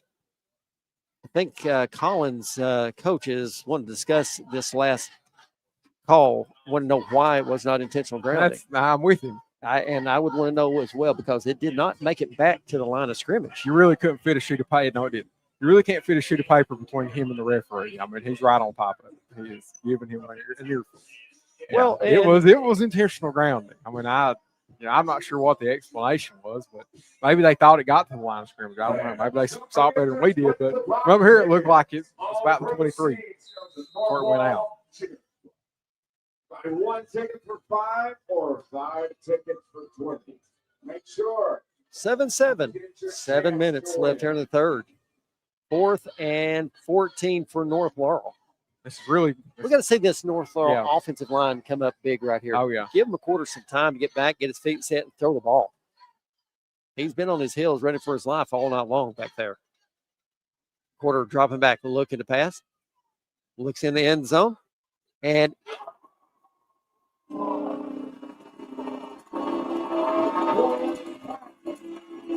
he was out of bounds. It was called. But the official already signaled touchdown, and one official comes in, and I have to agree with the official come in. He was out of bounds, standing out of bounds, and then he steps back in and catches it. Yeah, you can't do that. But unless he was forced out of bounds, that's the whole thing. So they're going to let it stand. I don't know. Wow. Maybe they said he was forced out of It may have bounds. been. Yeah, we didn't see it down there. But nonetheless, big catch right there by Colton Gilbert.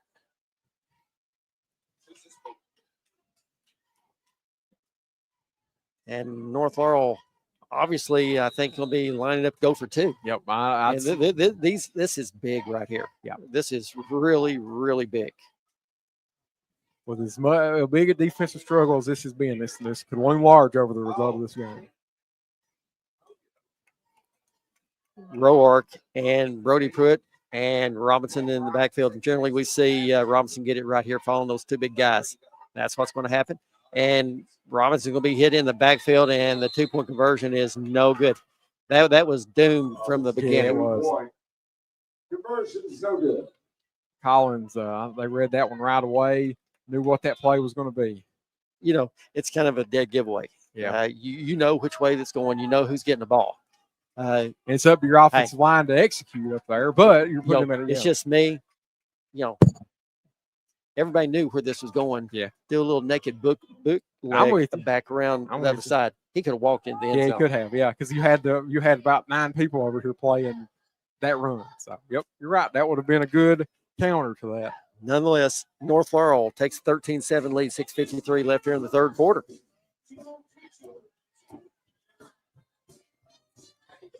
Tell you what, North Laurel's really good at chewing that clock up. Yeah, they are. Yeah, they did run quite a bit of clock off right there. Well, they run off about 7 minutes or so, or 4, 5, 6 minutes. That's pretty good, man. We're seeing big Reese Sutton Going to kick it off. On the field to kick it away for the Jaguars. I was watching him there warming up at half, and it's just kind of a, line drive kick. Yeah. Well, so now your special teams, y'all got to dig deep here and make some tackles. You're not going to have Big Cam Anderson kick to kind of cover you, so you're going to have to make good tackles.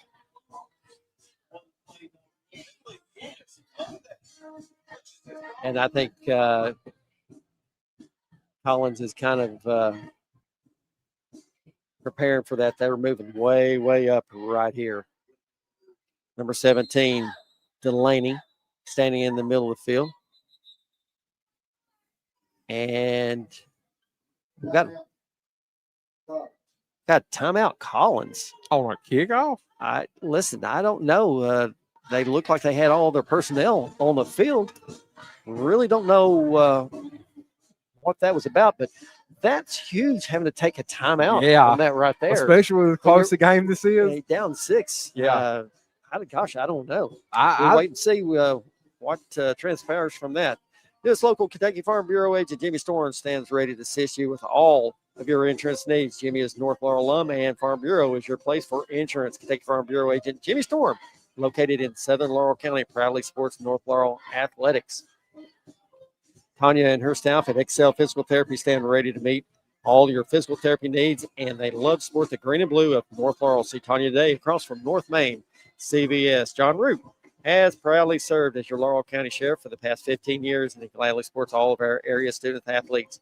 Check out their new location at 1380 East Highway 192. Reese Sutton, ready to kick it away for North Laurel.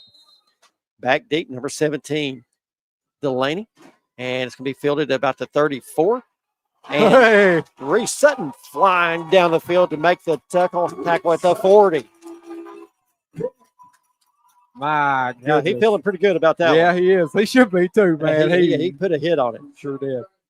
So how about that for Reese Sutton? Add that one to the highlight reel. Show these colleges say, well, I kicked one off and then I tackled him too, the same play.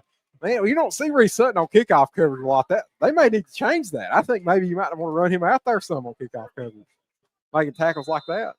1st and 10 from the 41s for the Titans.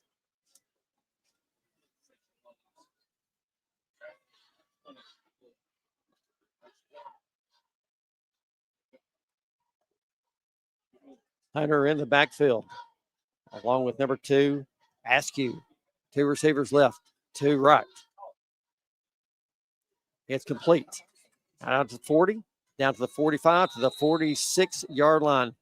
Pickup of about 6 on play. We had a real shot of knocking him down for about a 4-yard loss back there. Bryson Nance got back there, but just couldn't reel it in. Yeah, I think he's really feeling that left ankle. He's coming back off the field. Yeah, I think they wanted to at least try it there on defense.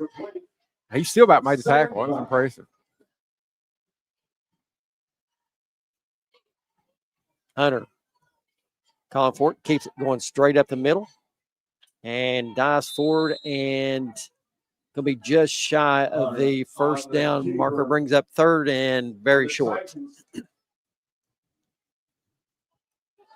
And, man, the Collins offensive line is getting some big-time launch up front. They stonewalled the North Laurel defensive line on that play. Bring up 3rd and 1. 3 receivers left, 2 to the near side. Hunter back in the shotgun. Look for him. Just keep it again. Dropping back. It's complete at the 48.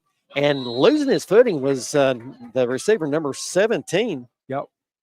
Delaney. So he's going to be shy of the first down. And he had the first down, too. If he hadn't fell down, he would have had it. They're struggling to stop that screen that they're running over there.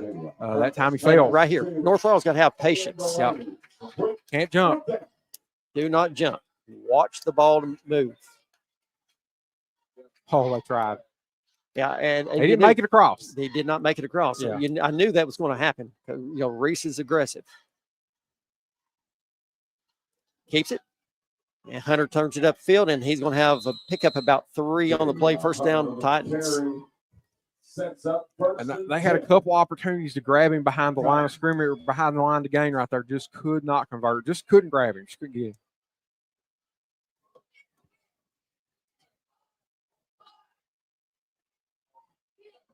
First and 10 for Collins on the North Laurel 46-yard line. 3 receivers right, 1 left. Hunter calls for it. It's complete at the 49, down to the 40, 35, down to the 31. Pickup of about 16 on the play. First down for Collins. And Collins, Here's something we talked about. Look how much room they're giving them. Yep. And you've got 3 receivers on that side and only really 2 defenders in kind of that inside of 5 yards. That's why they're giving that screen up. It's a well-designed play by Collins to take advantage of the cover 2 that North Laurel's running. Same look over here on the left side. Look at this. You've got about almost 20 yards. And right here it is. Screen set up, 30, 25, down to the 21-yard line. That's enough for another first down.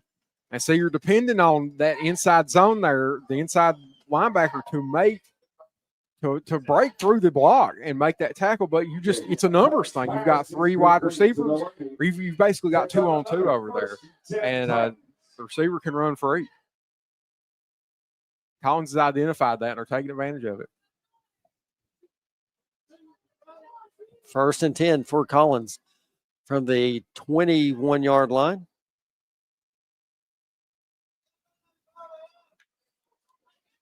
Hunter, it's complete at the 24, back to the middle of the field, to the 15, down to the 11-yard line. That's going to be real close to the first down marker. There's the signal, first down. Picking them apart. Yep, Pitt in the same kind of play here. They run 3 or 4 times in a row.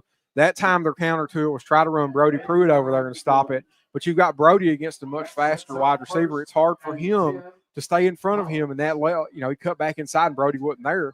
He was outside trying to make the tackle and allow that big gain.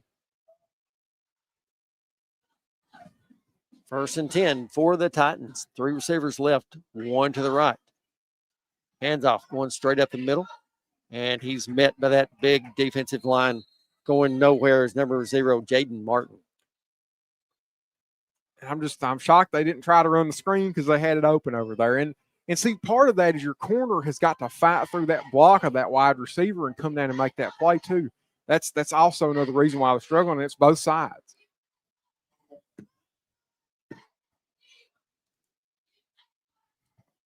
Second and about 9 for the Titans. Look to your left side right now, Jerry. I know. They're running back to do the same thing. 3 receivers left, 2 right.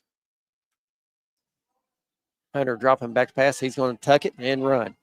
And right there's Reese Sutton on the tackle. Down at the 5-yard line. It's going to be 3rd and goal. No, excuse me, 3rd and about 5. So that time they tried to take advantage of kind of their alignment. They had to try to stop that screen. That time you had Brody Pruitt playing excellent, or not, sorry, it's Braxton Fultz playing excellent coverage up the middle, stopping whatever route was behind him, and also keeping them from running that screen. To be honest with you, I still think they had the screen over there open. They just chose not to run at that play. Watch it right here. Well, now they've got 3 people over there. I don't think they can run it. Still giving them about 8 yards.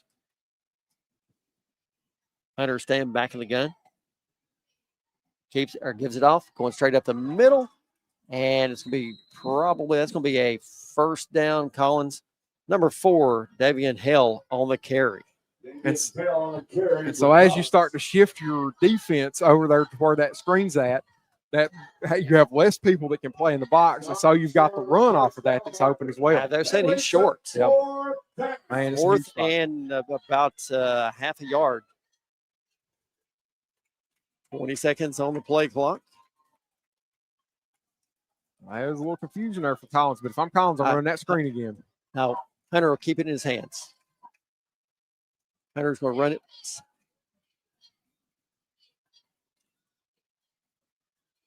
Running left, dives forward, and waiting on the signal. And no signal yet, but I believe he's got enough for the first down, but yeah,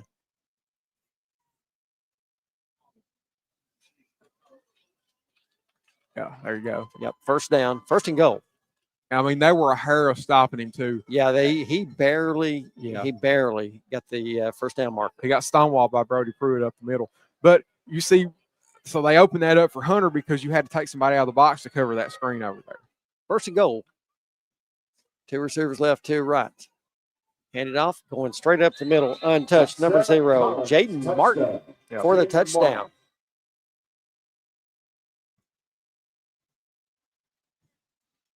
That would have been Collins ties it up. 13 all. Stopping them 4 times in a row there on the goal line would have been a generational goal line stand for the Jags. So.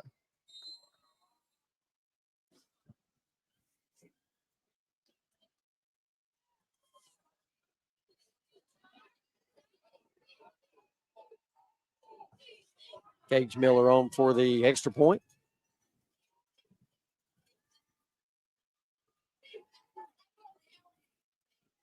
Good snap. Oh, kick is up, and it's good. Collins takes a 14-13 lead here in the third quarter with 15.6 seconds left.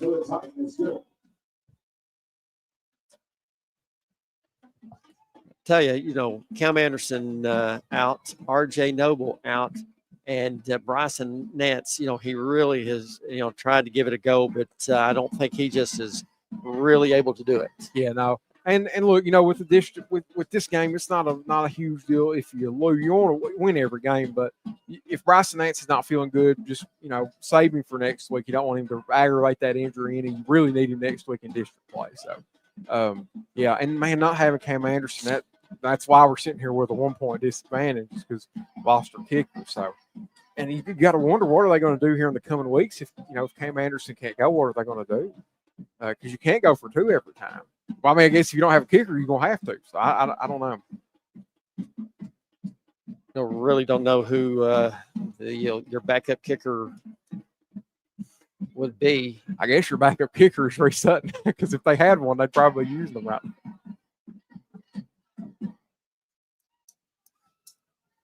Dude McCorder back deep for North Laurel.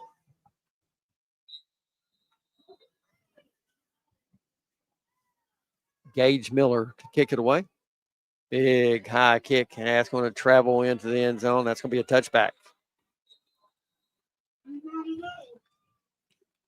Well, right now would be an excellent time for one of those big 8 or 9 minute North Laurel drives right here. It would be a great time to have one of those and run most of this fourth quarter off.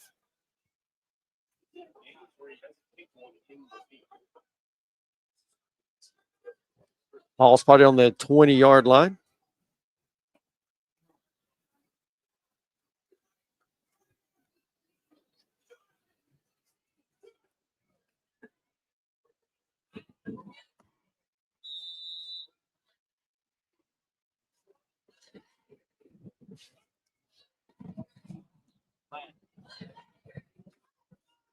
North Laurel sending 2 receivers left, 2 right. Quarter keeps it, looking to throw, and it's nearly picked off right there. Intended receiver, number 1, Braxton Fultz. So I tell you, Collins, number 11, Isaac Estrada, had a great opportunity, just couldn't reel it in. Yep. And they had Braxton Fultz closed off there. There was a little window that Drew could have fit it in. He tried to throw a bullet in there, just could not quite get it in. 9.9 seconds left. Quarter keeps it, tries to get outside, nothing there. Going to lose about 2 on the play. 2nd and 12, and that's going to do it for the third quarter play. North Laurel finds himself down 14-13 to the Titans of Collins. We're going to step aside and take a quick break. Your Friday Night Lights is brought to you by North Laurel Nation, official home of the North Laurel Athletics and the Jaguar Broadcasting Network alongside WJT 98.5. At London Power Equipment, power means service, power means protection, and most of all, power means power. Power. With technicians certified in Briggs, Kawasaki, Kohler, and Honda. And we offer for sale brands like Grasshopper, Simplicity, Echo, Husqvarna, DR, and Generac. We service and repair most outdoor power equipment brands. And if it's work gear, we've got you covered too. With arborist, forestry, and lineman gear. At 1680 Highway 192 East, we're open weekdays 8 to 5 with options for financing. We are locally owned and operated. Find LPE on Facebook or phone 606-389-5535 for London Power Equipment.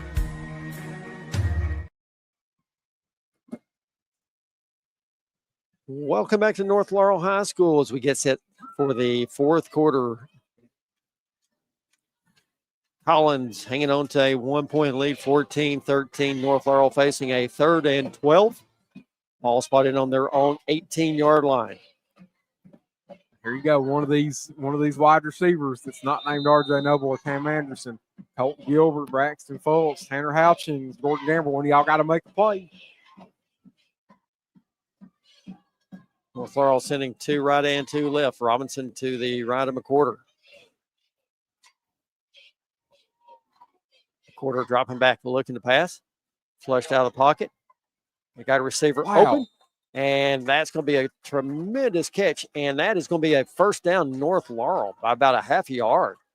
McQuarter's pass complete to Colton Gilbert.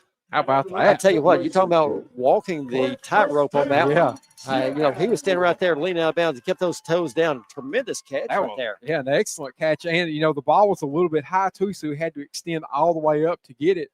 Man, great catch by Colton Gilbert. 1st and 10, North Laurel.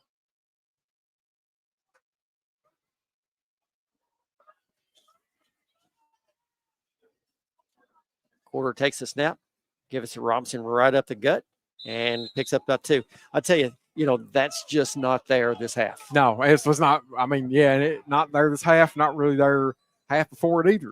They've not had the inside run hardly at all, so need to go away from that. I know you want to try to make them honor it, continue to honor it, and play against it, but they're going to stop it. So need to start throwing the ball. So on that 1st and 10. 2nd and about 9 for the Jaguars. Got to get out to the 41 for the first down.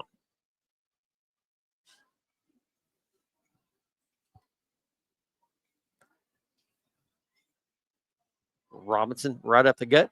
That's the 40. Falls forward, and that's going to be enough for North Laurel. Well, it depends on the spot right there. The official he was there and took a step back. And they're saying move the chains. It's enough. I tell you.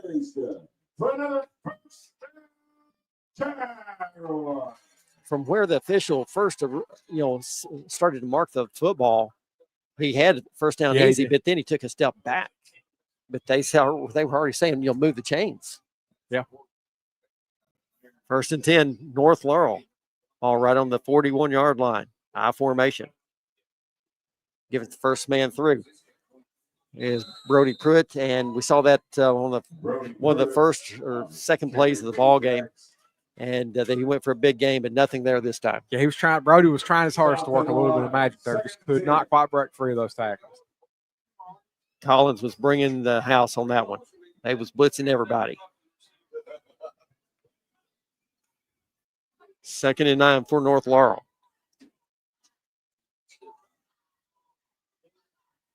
One receiver left, one right, high formation. Big pitch to Robinson, trying to get outside, across the 40, and staying on his feet. Hey. And I tell you, great effort right there by Cooper Robinson. Gets it out to the 47-yard line. Bring up 3rd and 4 for North Laurel. Cooper Robinson is full of fight. Anytime he sees contact, he welcomes it and runs through it like he did right there. And picked up probably a couple extra yards from where he was getting tackled. And listen, it's been Robinson in the backfield tonight with Nance just really not able to go.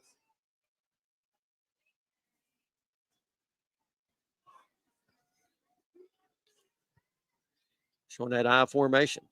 Oh, man, it just about jumped. Just about, yep. Defense just about jumped. And we got a timeout North Laurel had to get that timeout. The play clock was down to 1, and Coach Nelson had to give a quick timeout. Coming up next week, big game. We make that trip that you've heard me talk about many times. Got to cross that Rockcastle River, heading over to Pulaski County to take on the Warriors of Southwestern. Yeah. You know, they're not the team that they have been in the past, but regardless, tough place to play. Absolutely. And they'll have the lights up and everything and showing a lot of orange and blue over there. Yeah, you'll have the orange and blue lights flashing and going big time over there. And that'd be one, hopefully we'll be able to stream that one, but I won't hold my breath on that one. Yeah, we don't know. We'll know probably middle of the week if we can stream it or not. Hopefully we can. If we do, we'll bring it to you. If not, we'll show you the scoreboard and you'll be stoked to listen just to us. So I can't think. I mean, that ain't the worst thing in the world. I think we're pretty fun. John Root has proudly served as your Laurel County Sheriff for the past 15 years and gladly supports all your area athletes. Check out the new location at 1380 East Highway 192. At EC Porter IGA in London, owner Stuart and Ernest Madhouse have always took great pride in the fact that they're locally owned business, and because of that commitment, they've taken a great care of generations of local grocery customers. IGA in East London on 4th Street, we love our local student athletes. 3rd and 4. North Laurel with 3 left, 2 right. McQuarter back in the gun. McQuarter dropping back, looking to pass. And it's complete out at the 48-yard line. First down, North Laurel. Well done right there. Yep. Perfect job Braxton by Fultz on the reception. Fultz to just get turned around in front of that zone and got well beyond the first down line too, because a lot of times we see these guys within a couple yards of the line of game. That time he turned around well past it, boxed those guys out, kept his body between the defender and the ball, and caught that Jude McQuarter pass. 1st and 10, North Laurel. 2 receivers left, 2 right. Robinson standing to the left of McQuarter. McQuarter calls for it. Give it to Robinson. Trying to get outside and just nothing there. North Laurel's running game just really struggling against this really good defensive line of Collins. Yeah. And outside of a couple Jude McQuarter runs and that Brody Pruitt run we saw early in the game, they've just not had a lot there on the ground. It's just not there. And their defensive line's doing a great job. No matter where they're attacking them in the middle, they're not really able to get any room to run. 2nd and 9 for North Laurel. 8:45 to play in the ball game.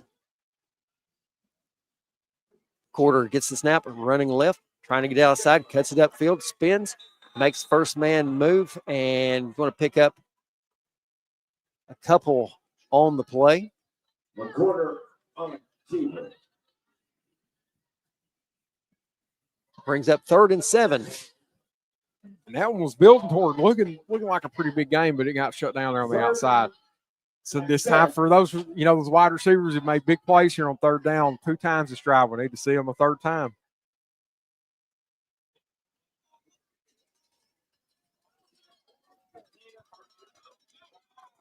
Two receivers left, 2 right. McQuarter calls for it. Pockets collapsing, and it's complete to Robinson. And I tell you right there, great defense by Collins. North Laurel's going to lose about 3 on the play, 4 on the play. I'm really shocked on the amount of time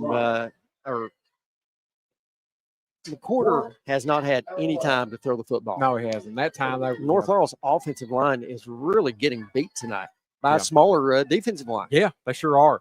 And that time, Jude, as soon, probably within a second and a half of him stepping back there, he had somebody on top of him. Play clock down to 12. And it looks like North Laurel's in punt formation. And we've got flags.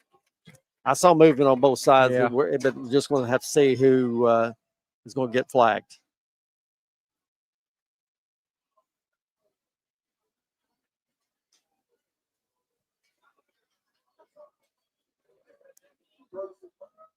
Defense.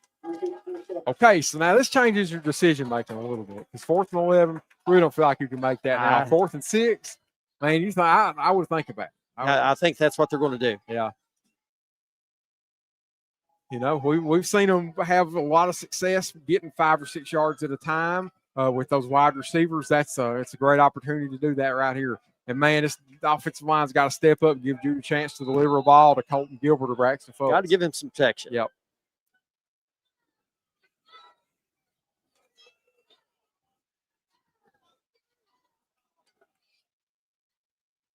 North Laurel sending 2 left, 2 right.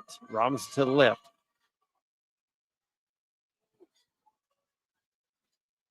Quarter. Rolling to the right.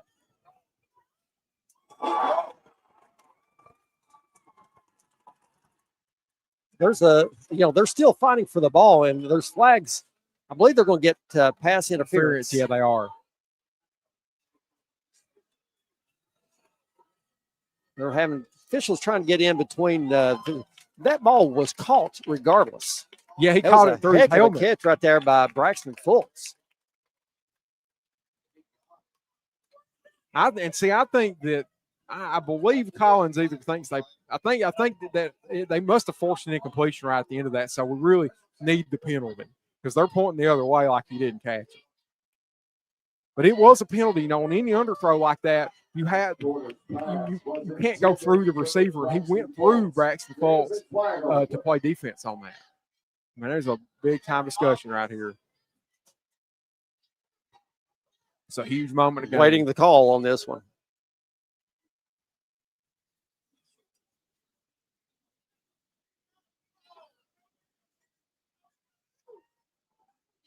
Officials discussing it with Coach Nelson. He's shaking his head. He agrees with it. Okay. Call PI.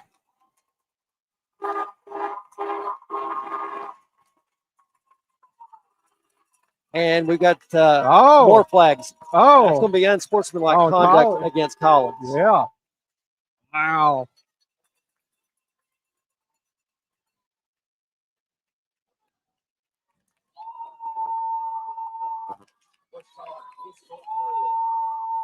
We still have not got the call yet on what the penalty was to start with. The official went over to discuss it with Collins' head coach.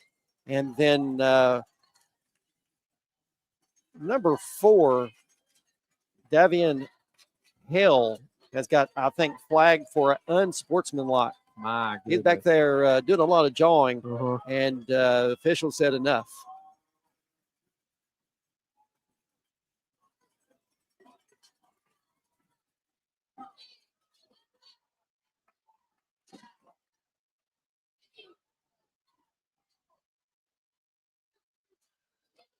So are they calling it a reception or pass I interference? think they're going to call it pass interference is what they're going to call it, and then you got the 15 on top of it.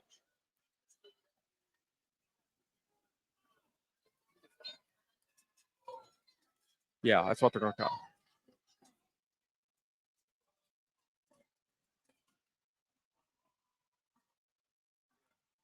Hey, boys, I don't think they know what's going on. Yeah. They don't. The lead official does not know about the unsportsmanlike. Sportsmanlike, yeah, because they've not even marked that off yet. They've not walked that back.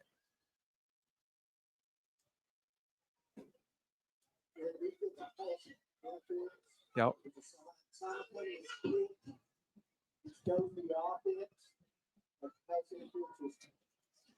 Okay. So we ignored the unsportsmanlike they called. Did they just pick it up? I guess they picked it up. So it was a catch. That's what we learned from the referee. So it was a catch. So great catch by Braxton Fultz. All on the 25-yard line. Quarter under center. Robinson gets it, pops to the outside, and we're going to have flags, and that's in the area of holding right there. That screams holding, Joe. It screams it.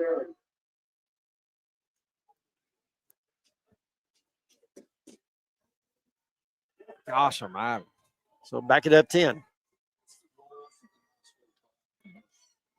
I'll tell you what, this game has been a flag fest. I know. Listen, these officials are going to have to retire these flags. They're going to have to order some new ones. They've wore them out tonight. Yeah, they have. So that moves the ball all the way back to the 35-yard line. North Laurel just, we've seen this all season long. They've got to cut these penalties out. Yep, they do. They keep shooting themselves in the foot. Yep.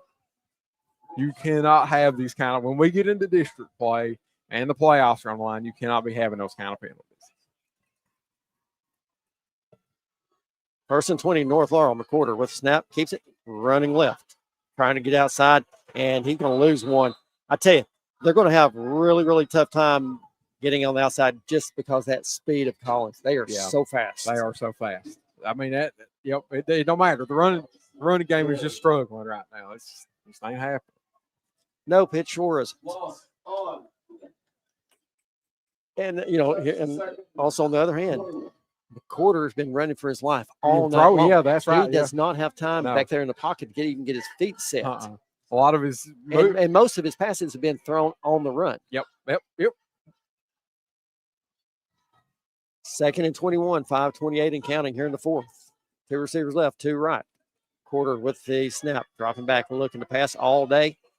Picking it up, going across the 30. Be taken down about the 29-yard line. Tell you what, this is where you're going to miss Cam Anderson. Yeah. Yep. Because if you had Cam Anderson, you say, well, we got 3 points on the board, but you just do not have that. Timeout on the field for injury. Something I heard before the game, which is I thought really cool.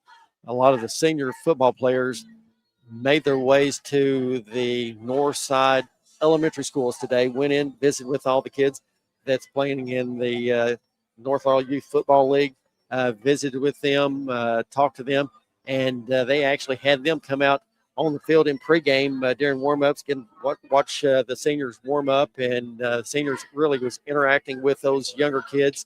Really, really cool moment for those kids. Yeah, and they'll never forget that either. I remember when I was 4 or 5 and I sit out there and watched whoever reset or whoever warm up before the game. And yeah, man, that's cool. You love to see that kind of full circle moment for the seniors. Going back to somewhere that you love, the elementary school that you spent a lot of time at. You still probably got teachers out there that and I'm sure that's a cool moment for all of them. We also saw a bunch of younger kids, younger girls down here cheerleading, and I don't know, over here to the left, maybe in North Laurel Middle School dance team and cheerleaders as well. Everybody getting in on the action. 3rd and about 15. McCorder takes a snap, looking to throw, force out of the pocket, rolling to the right, throws across the middle. It's complete. Down at the 20 to the 19. Caleb Roark on the reception. Will be about 4th and 4. What an off-platform throw by Jude McCorder there, and put it right where Colton Gilbert hit it. He had there was nowhere else to go. He had a lot more time at that time to throw the football, but yet he threw on the run again. Yeah. 4th and 4 for the Jaguars. 2 receivers right, 2 left. Porter dropping back, rolling out to his left. Back to his right, and he's going to be sacked all the way back to the 31-yard line. You cannot take a sack at that time at this point in the game. You got to throw it. You have to get the ball throw it there to the end zone. Yeah, they intercept it down at the 1-yard line. Okay, they intercept it, but you cannot take that sack. No, you got to give somebody a chance to catch the ball down there. Man, gosh almighty. And he was, he was making all kinds of moves back there, trying to find some space to get the ball off. And they all almost come back and converted that 1st and 20. That is just come up just a little short. And yeah, that's one where you've got to have it in the air. You cannot take that sack here at this point in the game. And if Collins, you just want to run the clock, keep it in play. Yep, that's right. In North Laurel, you've only got 2 timeouts, so you're looking at probably only a couple sets of downs to stop it. Paul spotted on the Collins 31-yard line. Hunter takes the snap. He's going to keep it. Running right, cuts back up the middle. Gets out to the 35, pick up a 4 on the play. As the clock continues to run down to the 4-minute mark. And you don't start taking timeouts right now because you're just doing extremely dire. But I would say on this 3rd down, if they can get them in a 3rd down, you go ahead and take the timeout there and then take the timeout on 4th down. Or take it on 3rd. So that's what they need to do. 3:44 on the play clock, 17 seconds on the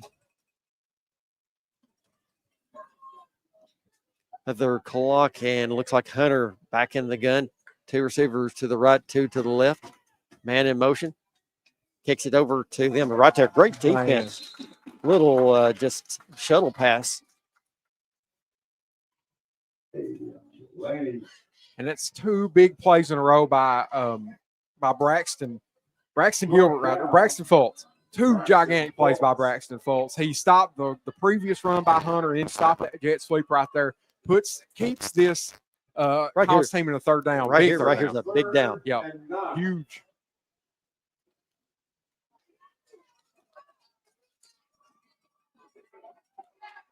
Three receivers left, 2 right. Hunter takes the snap.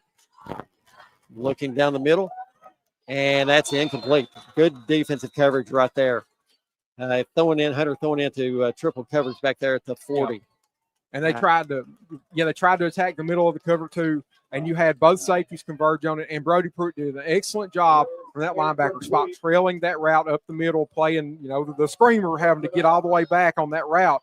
Brody Pruitt did a great job on that, forced the incompletion on it, and gives North Laurel some life here to go down and try to get a touchdown and win this game. All right, really, really like to see McWhorter field this ball right here. Yep, and just try to get something going with the punting game. You got to have some positive yards out of this. 4th and 9 for Collins. 2:46 on the clock. Good snap.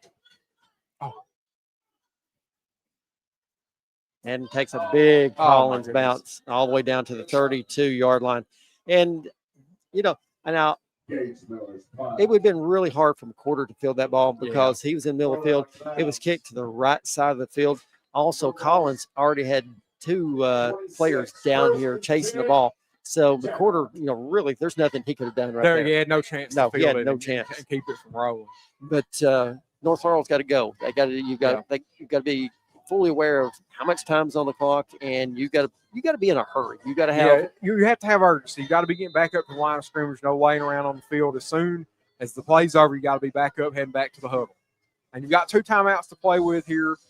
So you've got that. Once we get down here closer to the other side of the field, they'll have those timeouts to play around with. But for right now, they got to play with tempo, play with pace, and be heading out of bounds every chance they get. 2:37 left in the ball game. North Laurel down 14-13 to Collins. 2 receivers left, 2 right. Quarter in the backfield. The gun hands it off to Robinson right up the gut, across the 30, lowers his head, 30 out to the 40. Big run right there by Robinson. Okay, maybe you take chunks like that.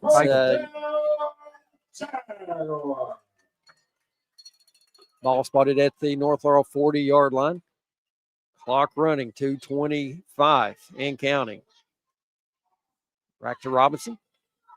Lowers his head, and he's going to get about 3 on the play. Got to move here now. Got to go. You don't have time to really don't have time to look. Yeah, don't even have really time to huddle either. You got to get up. That offensive line got to get up there and be set.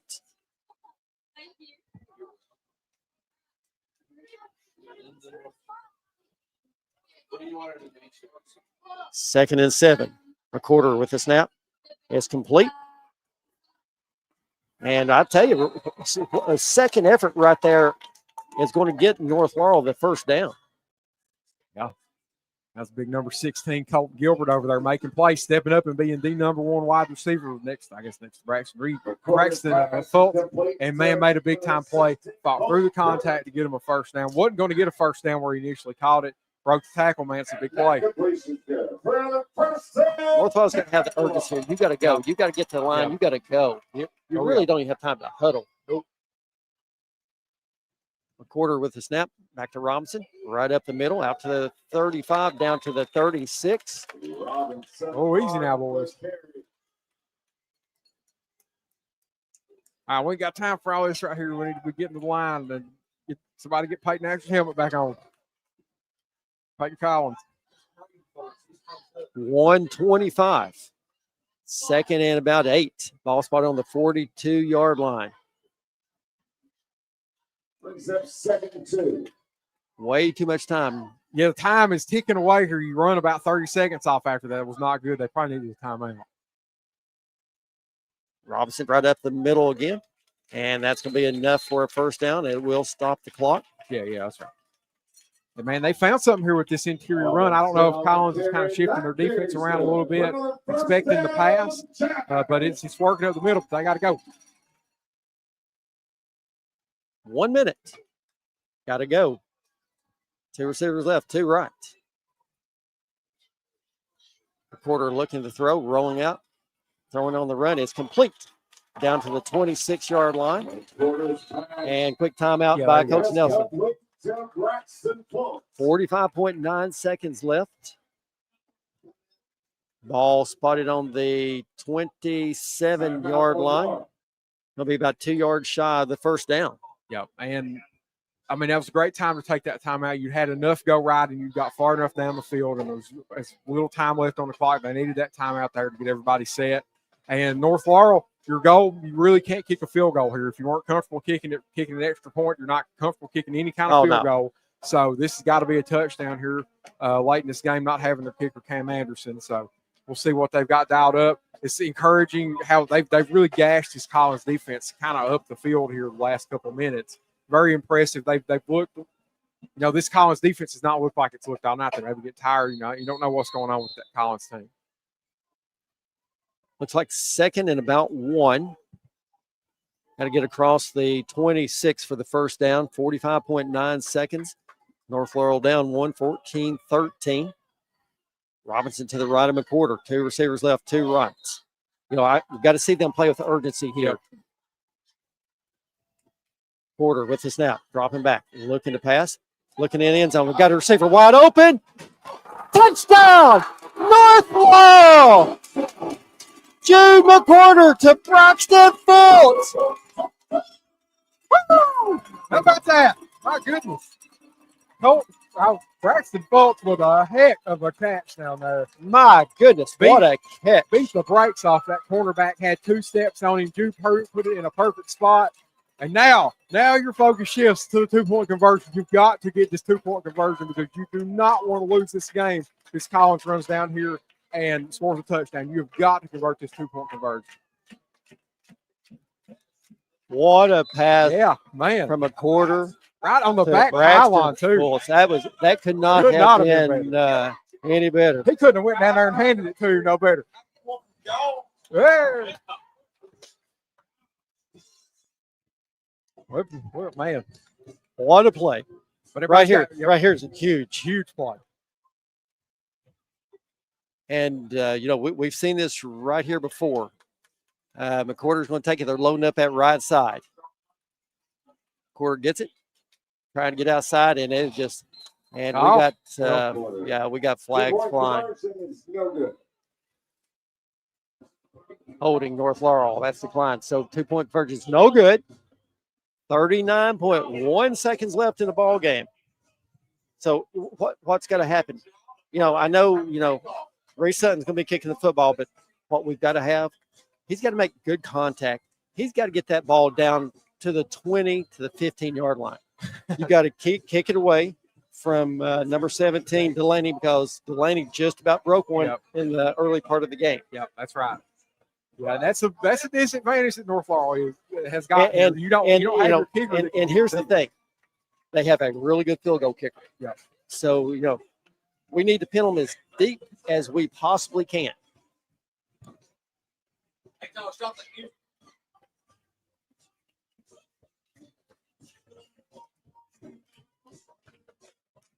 Yeah, man, this kickoff is huge right here because we saw a game, 3 weeks ago, Madison Central, where they had a snafu on a kickoff that put them in a position where they nearly lost the game. You do not want to see that again here.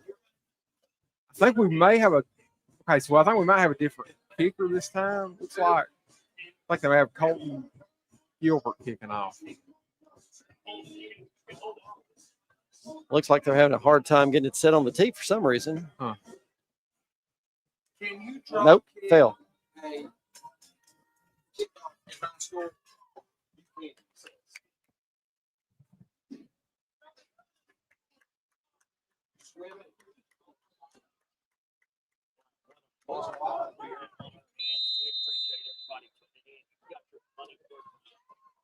Moving on it.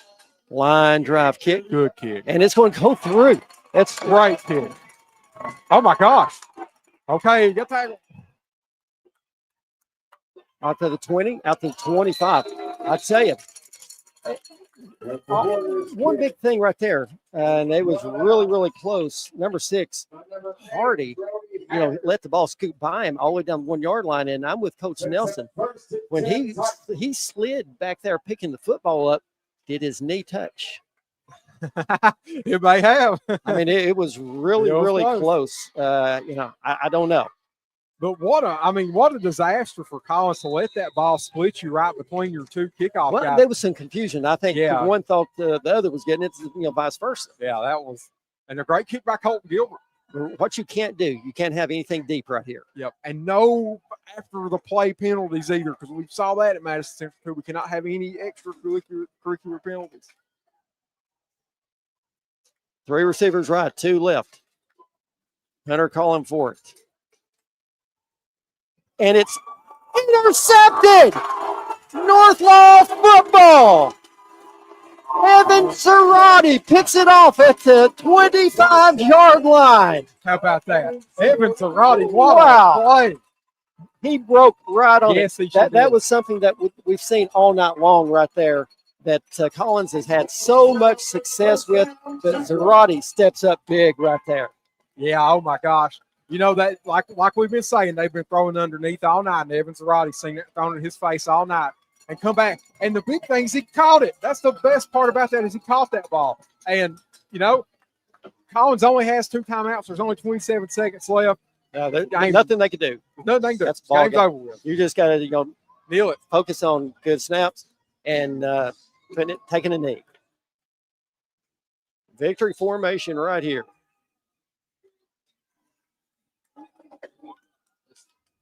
I'll tell you what, North Laurel just never gave up. And Collins is not even going to try, and they're going to say enough's enough. North Laurel comes from behind with a huge TD pass from McQuarter to Braxton Fultz down in that deep right corner of the end zone. With a late touchdown to come out with a 19-14 lead over the Titans of Collins. I tell you, things. North Laurel, they found a way to win and not a way to lose. That's exactly right. That's exactly what they did. They chose not to lose. What a night for North Laurel. You just can't help but be excited about this. What a night. And on a night where they lost 2 of their best weapons on offense. You played the entire second half without Cam Anderson, and 3 of them. Man. You got Anderson, Noble, and Bryson Nance. You had all 3. Yeah, you had 3 remaining. In the second half. Listen, North Laurel dug deep, found a way to win this one. Yeah, and Drew McQuarter played absolutely excellent. Shook off not having his main receivers out there, was able to hit Braxton Fultz and Colton Gilbert quite a bit. I mean, it's just an incredible performance by Drew McQuarter, the whole offense. I was just watching coaching staff as they go through shaking hands, and Collins' coach was talking to number 6, Jajari Handy, and he was questioning him and talking about, what did you do? Why did you do what you did back there? And the coach was just kind of holding his hands up and shaking his head, and the coach was, just continuing. The Hardy basically just didn't have anything to say. Yeah, just walked off. And if North Laurel had made their tackles down there, they were going to pin him inside the 5. Yeah. I mean, he was going to be way. He actually kind of brought them back to where they should have been. So, that was a disaster for them. And see, we saw Madison Central North Laurel have a complete disaster on kickoff coverage. And right there, Colton Gilbert puts it in a perfect spot where nobody got it. So, man, you just can't be excited about that. And heading into district play, hot. That's right. White hot. Next week, we'll be traveling over to Pulaski Southwestern, start district play. Big time for North Laurel. Hopefully get healthy this coming week. Yeah. Get some players back and start district play. Hopefully come away with a big win in a tough place at Southwestern. Congratulations to North Laurel, 19-14 over Collins. For Adam, Jared, I'm Joel Pritchard. Everyone, thanks for listening. Have a great night. Have a great weekend. You've been listening to North Laurel Football on your home for North Laurel Athletics. WJTE, The Light of London, and North Laurel Nation on Facebook and YouTube. Presented by London Power Equipment, Kentucky Farm Bureau Agent Jimmy Storm, EC Porter IGA, Second Mile Behavioral Health, XL Physical Therapy, Laurel County Sheriff John Root, plus Gondolier Italian Restaurant, Petrie Dental Services, Evans Hour on your radio, and Fat Bucks Barbecue. Thank you for joining us. Until we meet again on the Jaguar Broadcasting Network.